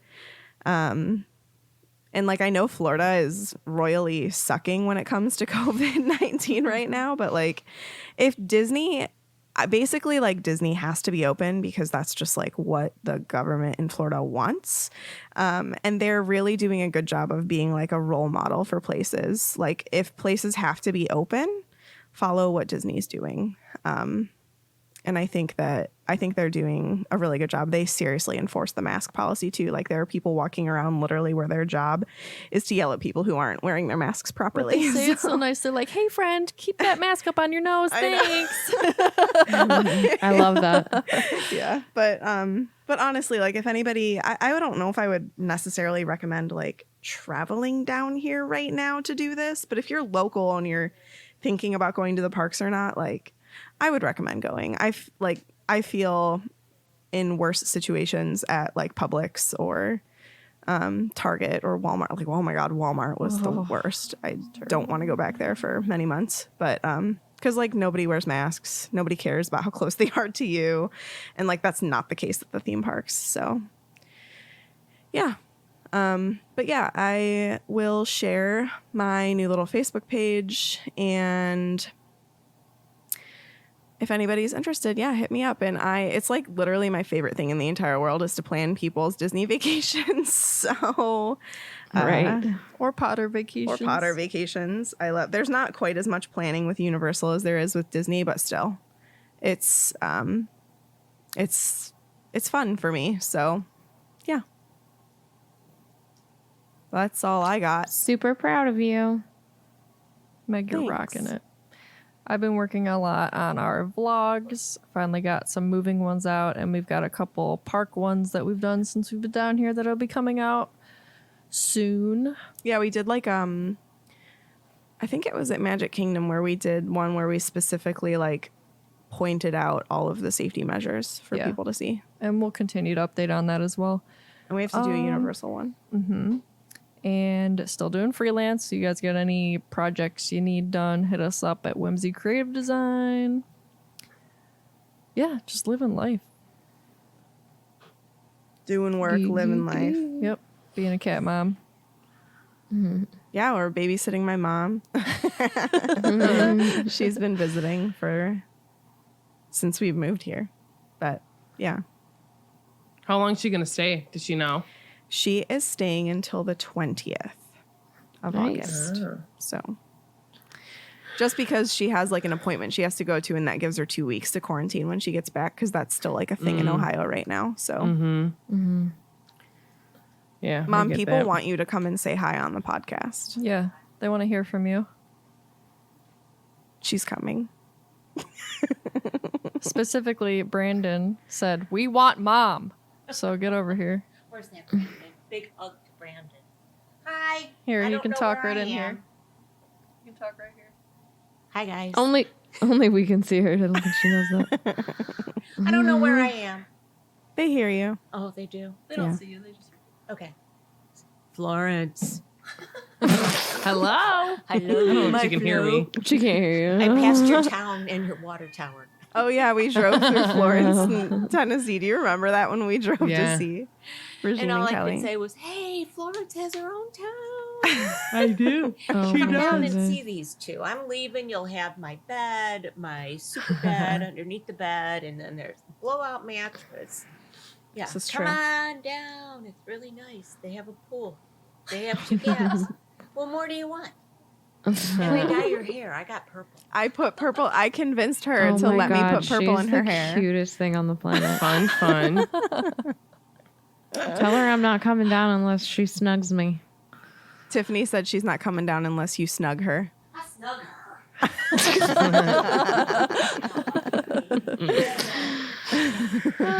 Oh, I miss seeing her. I'm not doing anything. I'm reading. School's about to start for me, and I have to figure out how to move on with applying to nursing school. What else? Oh, I have things I have to build. I still have to build that filing cabinet I bought for Swish stuff. And then my mom bought a treadmill that I'm going to end up putting together. Come on, which Bob. they were calling my treadmill. I'm like, I did not ask for you to buy me a treadmill. So I don't know where Are you got gonna still that do idea that from. tonight? Huh? It's too late. Don't do that. Go to bed. We'll see. It is almost 10 o'clock. We've been recording for a long Yeah, time. my butt's asleep. I gotta get out of this seat. But my ears hurt because I didn't bring my headphones over. My ears hurt a ton. If it Oh, makes you man. feel better, my head is pounding. But my mom bought a treadmill and a stationary bike, like a one that folds up. Well, technically they both fold up. That I'm gonna end up putting together. And that's my life. I literally am like too tired to even speak words. But yeah, my ears hurt from forgetting my headphones. It's August. Summer, where did it go, man? Where did it go? I don't know. Like yesterday was May. I also forget what days it is. You know what July is always a joke. Like July I mean? always flies Honestly, by. yeah. I'm now at the point in my freelancing career where I forget what day it is, so that's fun. Well, like when I don't work every day and then I work like a Saturday, Sunday, that totally throws me off. So like I'll go to work this weekend and think Saturday is Monday, and Yeah. it totally throws me That off. used to happen to me when I worked for Disney all the time because you have like a weekend in the middle of the week, so it just like totally Yeah. throws you off. Yeah. But that's my life right now. Is work and school. Shortly, school will begin. Work in You're school, building work in things. school. Colored my hair. I'm no longer super blonde. I like it. I really like it too. Thanks. We all have I I'm things. worried also that it has a colored green my tint to it. hair. I don't think it does. I now have pink and orange hair. It's like I'm a just saying. sunset. It's like a sunset. We're thinking of bleaching Katie's hair and dyeing it fun colors. Sarah gave us a look like, please do it correctly or please don't do it. I've known you for a very long time. And I know We went through phases. that you've done this before and it didn't look great. You're not wrong. And I just want you to have great looking hair. That's Thank all. you. I So you need to appreciate do that. it correctly. Do it correctly. Yeah. Sarah, Well, you're not They wrong. should have done it in it's a Ohio so I could do positive- it for them. It's a positive thing that Katie no longer has black hair dye in her hair. So that should help the situation a little. Maybe. This is a conversation to be had off the podcast. All right. Hey, to Hagrid. To Hagrid. Happiness and Hagrid. Happiness and Let's give it to Madame Maxime as well. To Oreos and Olymp. What? to Mad To Love O'Malley's and Olymp. Maxine. To Apapo. What was it? Appo. Apo. To Apo. To Appo and Olymp. For Apo and Olymp. That concludes this week's episode. Thank you so much for listening, and don't let the muggles get you down. Amazing! Just like my voice! 1, 2, 3. Magic. No one said that together. Oh, that's a sad tweet. I don't even think Katie said it. Katie doesn't care. I didn't say it. This is literally, I've had this book since I was in grade school, and this is one of my favorite, probably my favorite poem of all time. What does it say about me? You like poetry? And it's by Jack Perletsky. And food. I ate too much turkey, ate too much corn, ate too much pudding and pie. I'm stuffed up with muffins and much too much stuffing. I'm probably going to die. I piled up my plate and I ate, but I wish I had known when to stop, for I'm so crammed with yams, sausage, gravies, and jams that my buttons are starting to pop. I'm full of tomatoes and French fried potatoes. My stomach is swollen and sore, but there's still some dessert, so I guess it won't hurt if I eat just a little bit more. Can I get an amen? That is the poem of Puffs all over.